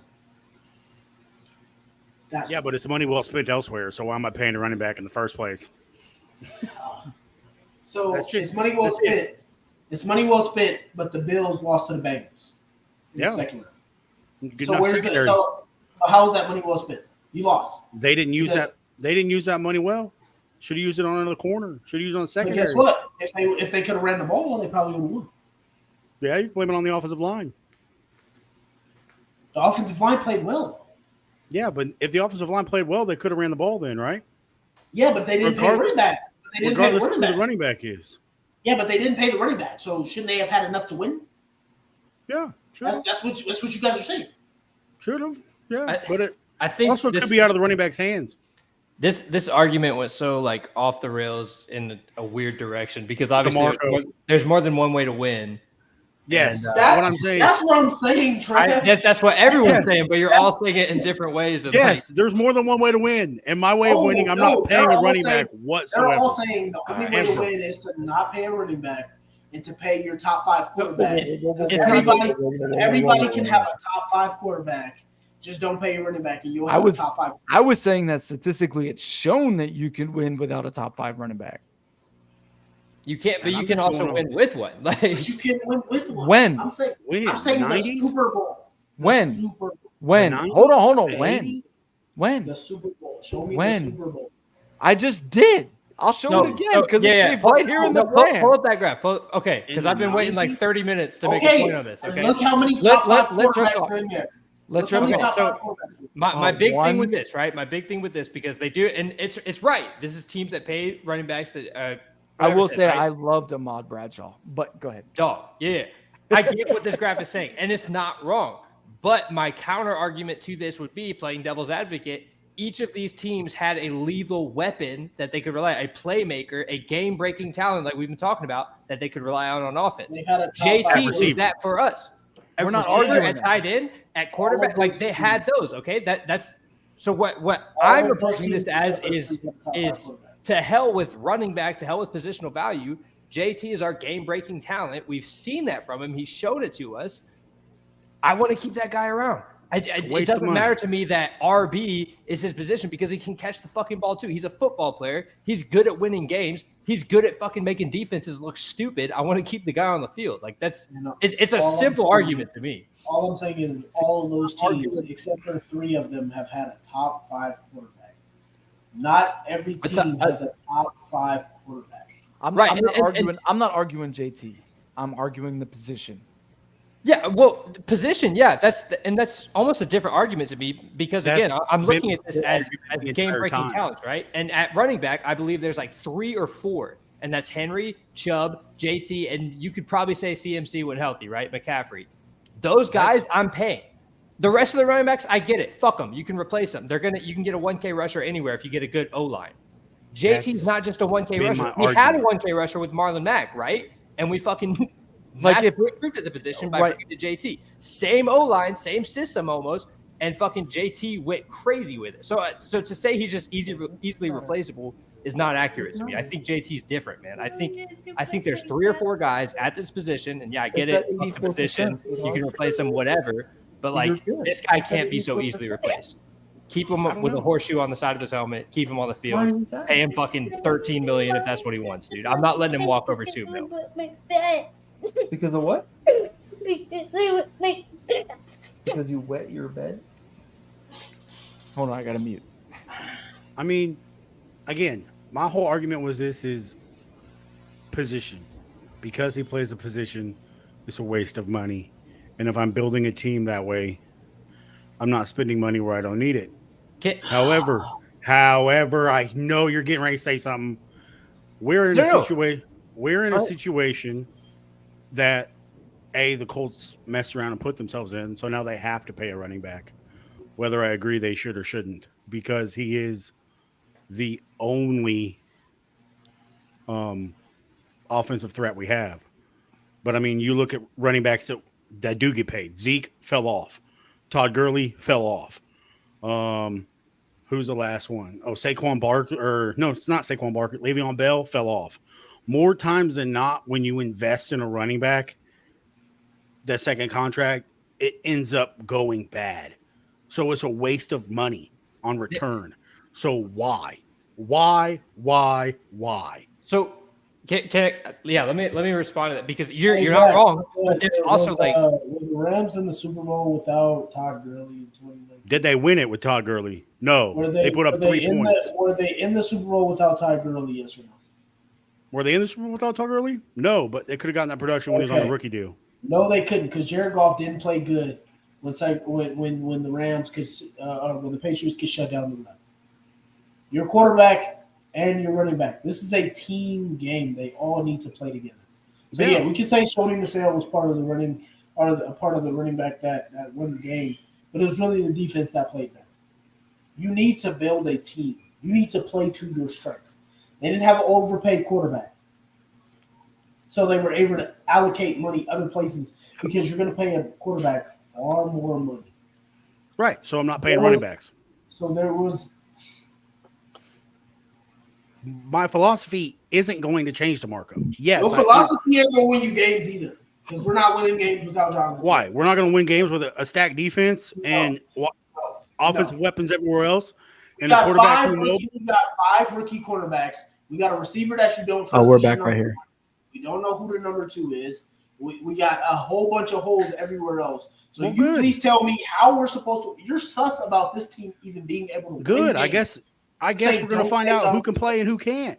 And those who can play, great. And those who can't, guess great. What? And guess what? JT, and guess what? Go get that money elsewhere, and I will spend that money on something else. Okay, guess what? I'm not gonna lie. Hold on. While you're guessing who can play, I know Jonathan Taylor can. Cool. He can go earn his money elsewhere, and they can get handicapped and handcuffed because they paid him. And the Colts can just keep winning 3. And the Colts will have a good defense. Keep winning 3-4 games. Good offensive weapons. And AR will develop into a top 5 guy, and then we can just have running backs on the cheap. All right. So we've gone back and forth. You're too personal about this, man. We've gone back and forth about this for about the last 45 minutes. I got to pay JT. Hey, if he snaps his ACL next year, he's not worth it. Zach. And then we're gonna win 3 games. Hey, all right, training camp. Marvin Harrison Jr. Trev, what is one of the most positional? Hey, Trev, what is one of the biggest positions you're looking at when it comes to training camp, when it comes to position battles? Running back. Fucking God, shut up. No, there's absolutely no battle at running back, because running back, I want to see what RB2 is. Zach Moss and because I'm not paying JT at all. Nope, to hell with that. JT's the man. Anyways, tight end. Yeah, I'm really interested in tight end. I think we have like 3 guys there that are super impressive with Jelani Woods, Kylan Granson, and Andrew Ogletree has looked good in what we've seen of him too. And then obviously we have Mo, who's been pretty reliable, pretty consistent. He's never taken that next step that we want him to, but he's a very solid player. Like, you don't just want to get rid of him, right? So tight end is probably my favorite battle right now. I'm seeing who can win out that role and become that dependable guy for AR. Okay. I want to see the offensive line. There you go. Just because, come out with that. Like, as a former fat kid, still a fat kid, but I want to see kids except for Trev. He's just a little girl. I want to see if Ryan Kelly can continue and improve and get back to his former self. And who's going to play right guard? Because let's get our boy Jake in there. As far as I'm tracking, it's still Will Fries, isn't it? I guess. I thought he was trash last year, but hopefully I'm wrong. Oh, Will Fries was better than everything else we had. Right. Yeah. Panther, whoever else it was. Panther was okay. The human traffic cone and who was old boy that was just Matt Pryor. Garbage. Yeah. Matt Pryor. Yeah. Oh my the human traffic cone, Matt Pryor. Fuck that. Unfortunately. But yeah, offensive line for me, just because I want to see if Tony Sperano can work his magic and get him just to be consistent enough to allow AR or Gardner enough time to throw the ball. I want to add to that before we move on too. I not to buff up because he's our guy that came onto the show, but I really like guys like Jake Witt that fit this athletic archetype moving forward with Anthony Richardson. I think we need these mobile guys that can move around and adjust to what AR is going to be doing, moving around the pocket, scrambling, whatever. Hey, good job giving a shout out to the guy we interviewed that you didn't show up for. I know. Trust me, I was freaking livid, dude. Hey, he's a straight up guy, man. It was pretty cool. I know. I caught the very end of the episode. If anybody didn't see that, we did interview Jake Witt. If you go ahead and go on Spotify, looking up Kicking with the Crew, or go on YouTube, it is on there. We did interview him for about 30 minutes. Pretty stand-up guy, so come on out and go look at that. Go watch it. Go listen. He gives some good insights. Nothing crazy like that, most people don't know, but it's good stuff, man. Good stuff about the player that he is, and things like that. DeMarco, what you looking at, bro? I'm agreeing with Chad here. I think the quarterback position. I think obviously we got Kenny Moore, but we literally don't know who's going to start at each cornerback spot. We don't know if Juju Britt's going to come in healthy. He had that wrist surgery after the draft. So I'd love to see who's going to play corner, where we're going to start there, because obviously that's going to be a position that we're watching big time for, playing pretty much rookies. Outside, I agree. I agree 100%. I think I've had an issue with this, right? And I'm one of the ones that was like, we need to talk about this. What are the position battles we're looking at? This is the time of year that I love, man. I follow the position battles very thoroughly to see what's going on.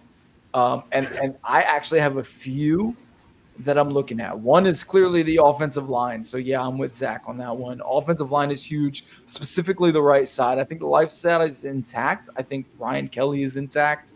I think the right side is in question, both right tackle and right guard.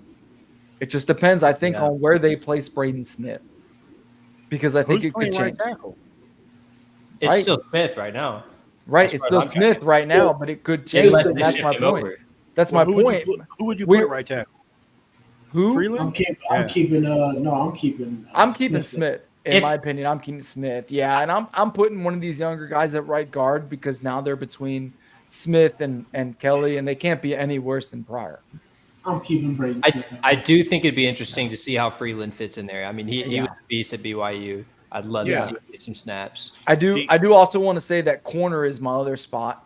Corner, only because Isaiah Rodgers is not in there anymore. Makes me cry. Makes me sad. Isaiah Rodgers was a guy that I was not big on at first. DeMarco kept harping on him. He was pay attention. He was the Ashton Dulin of defense, dude. Yeah, he's literally our Ashton Dulin of defense, and he bet my the soul. He bet the over. Really, and not even just DB. It's corner. It's just corners. Safeties, I think, are pretty good. I think Julian Blackman is going to make whoever's next to him solid, whoever it is, because that's going to be a good battle to watch. Also. One of my main ones is going to be the defensive front. We know that defensive tackles are good between Grover and Buckner, but we talked earlier, Kwity Paye, and everybody else in that defensive edge spot is, to me, can be replaceable. They're gonna, whoever's gonna get that starting role. What's up? The job's open.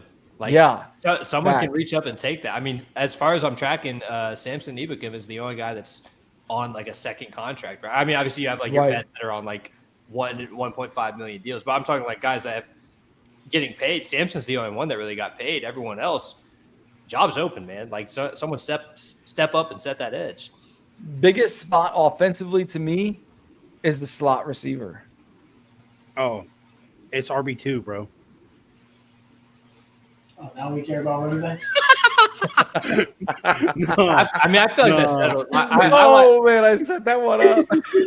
It's RB2. That's who we give. No, I honestly. RB2 Zach Moss. I mean, he was solid in his reserve. I don't know. I like the Hall kid. Like if I'm being serious, I was just about to say. I think Evan Hall could actually be better than Zach Moss and younger and cheaper.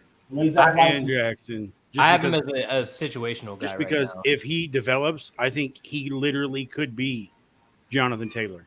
Like, for real. He's that talented. I watched him at Northwestern. Like, trash team, very solid running back. Let me ask you guys this question. McKenzie or Josh Downs? I'm going down. Which way you going? Right now, I would agree with Zach about Cole. I think Cole is going to be the number 2, just because it might be easier to maybe choose between Zach Lawson or DJ, because you got a younger guy there. And then as far as McKenzie at Downs, I feel like it's a little tougher to decide because I like what Isaiah can bring in experience-wise at the slot receiver position. But as far as like expectations and from what I've seen from Josh Downs, I think Josh Downs can easily be a day 1 starter. So I'm pretty split. That's a big-time battle that I'm looking forward to. Go ahead, Trey. Yeah, I think Downs could be Offensive Rookie of the Year. He's that talented. He's that talented, but I don't think he'll be in the situation to. What's the concerns with his injuries right now, though? Hamstrings. No, it was knee. I think that was mostly precautional because those drills weren't really necessary, and I think they feel like he was far along to not have him, try and go through drills and aggravate it. So I wouldn't say injury-wise it's really anything with him as long as he can stay healthy. But like Trev said, I don't think situationally we're going to be in we shouldn't be putting AR in a passing situation where Josh Downs needs to have a 700-yard season, 5 touchdowns, something like that. I mean, that'd be awesome. That'd be awesome. I don't think he'll be in that situation. No, I think. Go ahead. My bad. Yeah, I give the edge to McKenzie right now. I mean, obviously he's more experienced. He had the occasional pretty big games at Buffalo. He was never the main guy over there, obviously, but I mean, I like the guy's talent. I like his experience. I think he has the edge easily over Downs right now. But my prediction is I think around mid-season or, sort of in the dog days of the season, we see Josh Downs really step into that role and perform well. Once he's gotten some reps, he's learned more, and then other guys are banged up and it creates an opportunity for him. So I think Josh Downs comes on later in the season and really performs. I'm going to go where I think Josh Downs is a starter just because Josh Downs is a starter in the slot or at 2 or however Pierce and Downs flip it. However, whatever they do, they play 1 X, Z, Y, F, H, whatever it is. Just because I think Reggie Wayne is absolutely in love with Downs. We've read that before.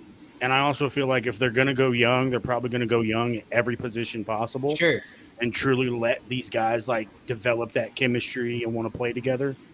So I think that there's potential in that aspect where day 1, week 1, you see Downs get used similarly to how T.Y. got used, a lot of drags, a lot of corner routes. Say that. I mean, because they're similar. He has that Paris Campbell type speed as well. He and McKenzie are, in my opinion, both the gadget receivers. But I feel like the Colts are going to give benefit of the doubt to the younger guys because, I mean, that's the future versus Isaiah McKenzie, who's been in the league 5 years and he's used 55% of the time in Buffalo. Now, I was even going to say that too.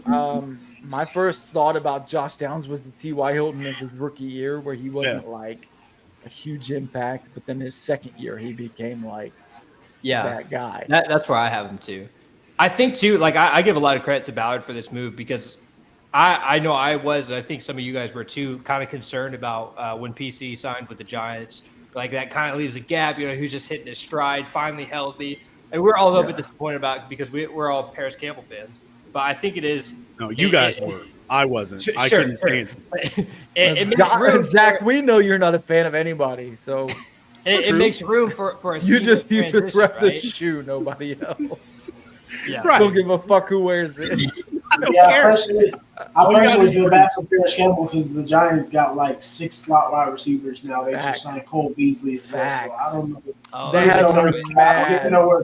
I don't even know where Campbell fits anymore. Bro, that roster is so deep in so many positions, but it's in slot and wide receiver, they have so many players. They got 14 receivers. Yeah. They got legitimately 14. Yeah. It's ridiculous. And they could have just kept Tony and made it work with him. But what they got to do is they got to make sure that they give the receivers to their $40 million quarterback. So. Because you still got Kenny Galloway? Because he's more important than Saquon Barkley. Fair enough. I'm pretty sure Kenny Galloway is a free agent. I'm pretty sure. Yeah. Fair enough. Good. Yeah. the Jets, as trash as they're going to be with their 7 wins of Aaron Rodgers, is going to be better than the New York Giants. And they've been hyping them up like crazy. That's fine. They're going to hype him up because of Aaron Rodgers. That's why they got the knockouts. But percentage-wise, any team who participates in the knockouts or the Hard Knocks, they get they usually lose 5 games more than they did the season prior. Well, they got voluntold they had to be in it, not because they wanted to. Yeah, they got voluntold because they got Aaron Rodgers. It don't matter. This is the 3rd time on Hard Knocks. So look at whatever their record was last year and minus anywhere between 1 and 5. I think it was like what, 5 wins? I can't see. No, they had 7. I can't That's see it being awful. that much worse. Yeah, so they're going to be like about. I think they're going to have about. That's like a 2 to 6 win team. 4 to yeah. I'm telling you. No way. You don't see that. No way. I'm not even lying. It's 100%. That defense is so good, though. There's literally a statistic around every team. I think they're too talented to be that bad. I looked into it because when we got on it during the mid-season one, I was like, oh no, and then we were trash. Yeah, we were literally trash. Yeah, year before we made the playoffs. We were like 4 to 5 games off of what we were. You were 2 games worse. 2 games worse. So I'm telling you, the Jets aren't making the playoffs. Same thing with the Cardinals. To this day, I will say that loss in Jacksonville changed the trajectory of our freaking franchise. Because if we win that and we go to the playoffs, we would have kept Carson Wentz. We had 2 games in a row to win. Beat the Raiders, beat the Jags. Yeah, but the Jags was worse. The worst. It was worse. No, it wasn't. It was worse. Literally could have beat. You want to know? The reason why I think that the Raiders game was worse than losing the Jags is because we tentatively lose to the Jags frequently. We split with them. I mean, I don't know how often we've actually swept them. Probably with Andrew Luck when he went 16-0 against the division. Not since 2014. Yeah. Andrew Luck went 16-0. He went undefeated against the division for multi-years. No, it was 16. The dude was in double digits against the division. Oh, he never lost to Tennessee. I got you. Yeah, he never lost to Tennessee. He was like 12-0 versus Tennessee. He had 2 losses versus Jacksonville. And then he had like the most losses he had was versus Houston. He like split. Yeah. He's like 500 versus Houston. He was giving it. It was a good record. It was a good record, but it was undefeated versus Tennessee. But he did. But I'm pretty sure at one point he did go 16-0. You guys, if you guys deep depth, I'm pretty sure we could find that correction. I may be wrong, but what was the point? Talking about the Jacksonville or Raiders loss with the Carson. Yeah, no, Raiders we always beat. Yeah, I know. And that Raiders game was at home. Yeah. It's the fact that like the fans are wearing clown masks to the stadium. They're the fucking worst team in the league. We're hot. We're trying to go to the playoffs. Like it should have been a hold on. Can I say something about this? Because this one pisses me off. Because I see it in a lot of trash talk. No, not Frank Reich. This one's not Frank Reich. We had a good week of practice. They just didn't. No. The Jacksonville, right? That year drafted Trevor Lawrence, expecting him to be their savior, and they only won 3 games. Yeah. There was no reason for them to wear clown masks against us, right? Yeah, the fans wore it. The fans wore it because it was the end of the season. It had nothing to do with us. It had to do with the fact that they wanted the GM fired. Yeah, they were talking about how trash the team was, but like everyone knew they were tanking that year, so it was. But here's the thing: from the fucking Jags, Jacksonville, even with their record, and I'm gonna make a hot take, and one of you guys can quote this for me if you want, so that I can make it a graphic. Jacksonville has not been a bad team on paper in the last 20 years. What? Oh, no, in the last 20 years. Y'all can look it up. On paper. The last 20 years on paper. I'm not talking on field. I'm going to pull a quote from DeMarco a couple of days ago and say they were bereft of talent just a couple years ago. Yeah, that's DeMarco. He's a bereft of talent everywhere. That's just my favorite quote because it sounds so smart and I love it. But what I'm saying is there's only been a couple of years in the last 20 years where they have actually been a terrible roster. I personally think they still bereft of talent. They just got a coach and a quarterback. Oh, you're high right now. No, I think they're pretty good. Hey, email me what you're smoking. You can't email me what you're smoking. Because here's the thing, I don't give a fuck. I'm on 3 months of leave. Delta 8, I got cut the spark. Cut the spark. I ain't shaved in 3 weeks, the longest time I've gone. I'm going until the 28th of September. But listen, no, for real, like, I don't think the Jaguars are that bad of a team. Do I think they're good enough to compete with the elite? No, I don't. But do I think? But now, if I look at it, do I think the Bengals are good enough to compete with the elite? No, I don't. Because do I look at the elite and I think elite? I think Kansas City. And I don't want to say that out loud because I got friends who are Kansas City fans, and I'm like, I don't. Well, they are. I mean, the facts are the facts. They are elite. They're elite. They're elite, and they're elite because of Patrick Mahomes. Yeah, but do I think Jacksonville is good enough to contend with them? No, I do not. Do I think Jacksonville is good enough to win the AFC South? Yes. Why? Because we're trash. I mean, they're a solid team. They're a 10-win team. No. Jacksonville's not a 10-win team. On paper, I think they are. I think they're a 9-win team. I think they continue to be a 9-win team. Did Will Levis sign his rookie deal?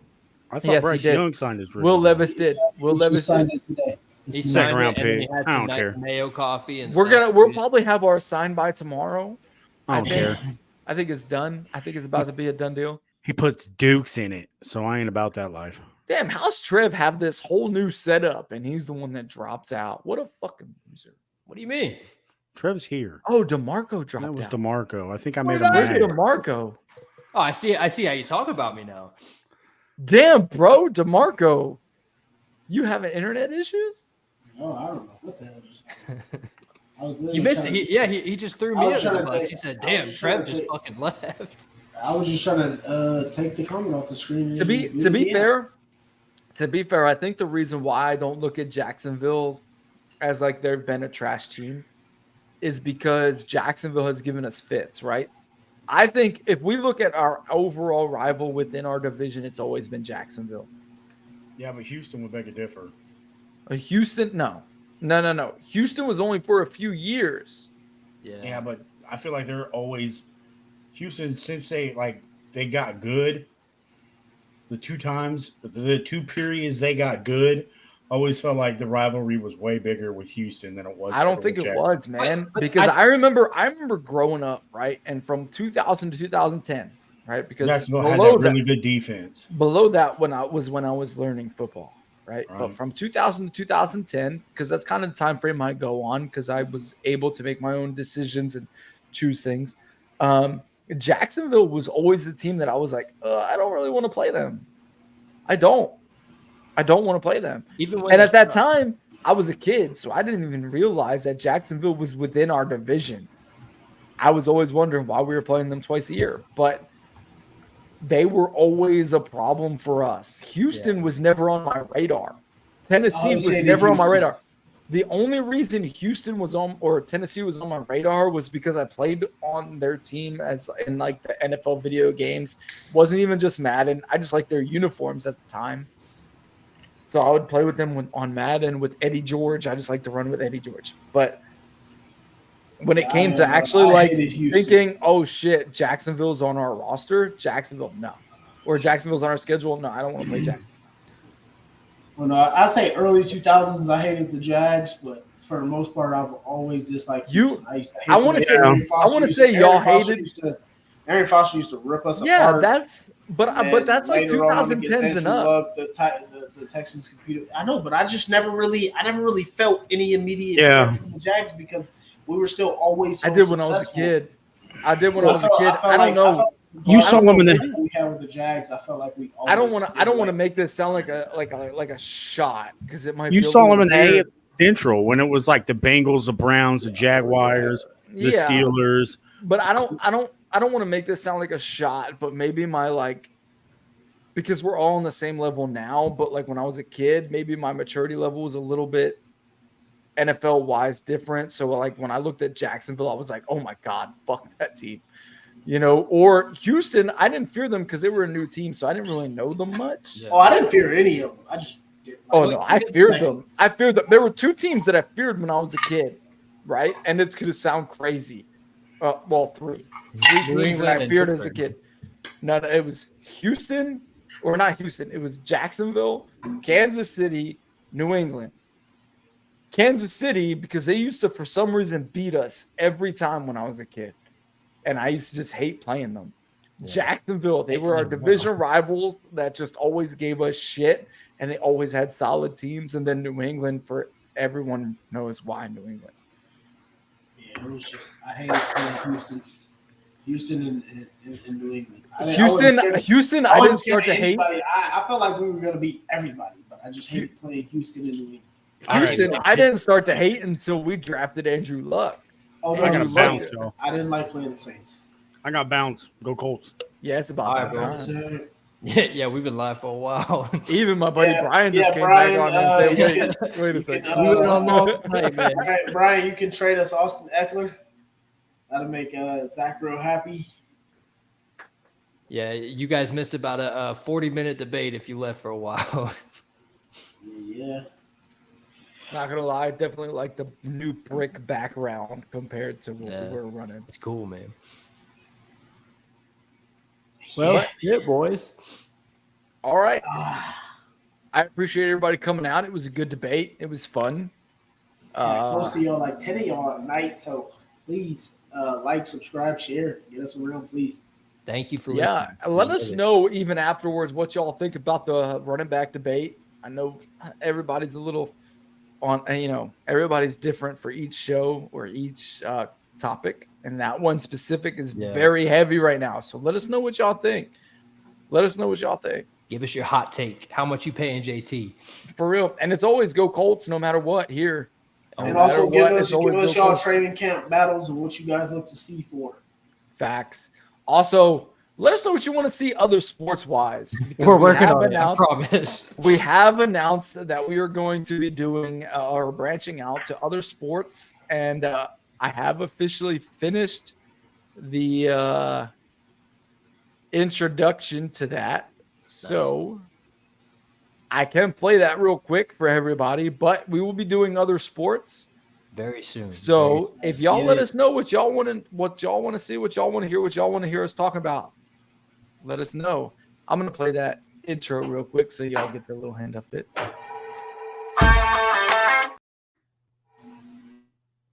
Oh, what's going on? Hold on.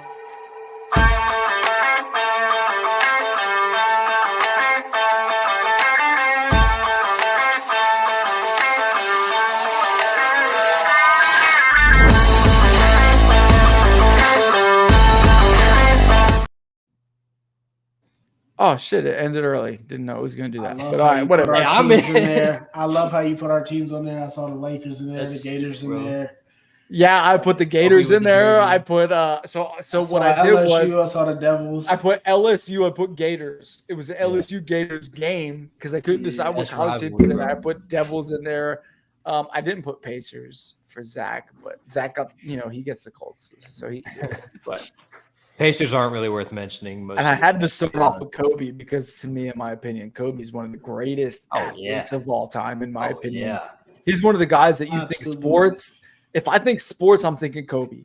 100%. If I'm not a sports fan, facts. 100%. Dude, people that don't even know shit about sports, when they throw a piece of paper in the trash can, they say Kobe. Facts. There's either two people you name. It's either Kobe or Michael Jordan. Ain't nobody going Michael Jordan. No, it's Kobe.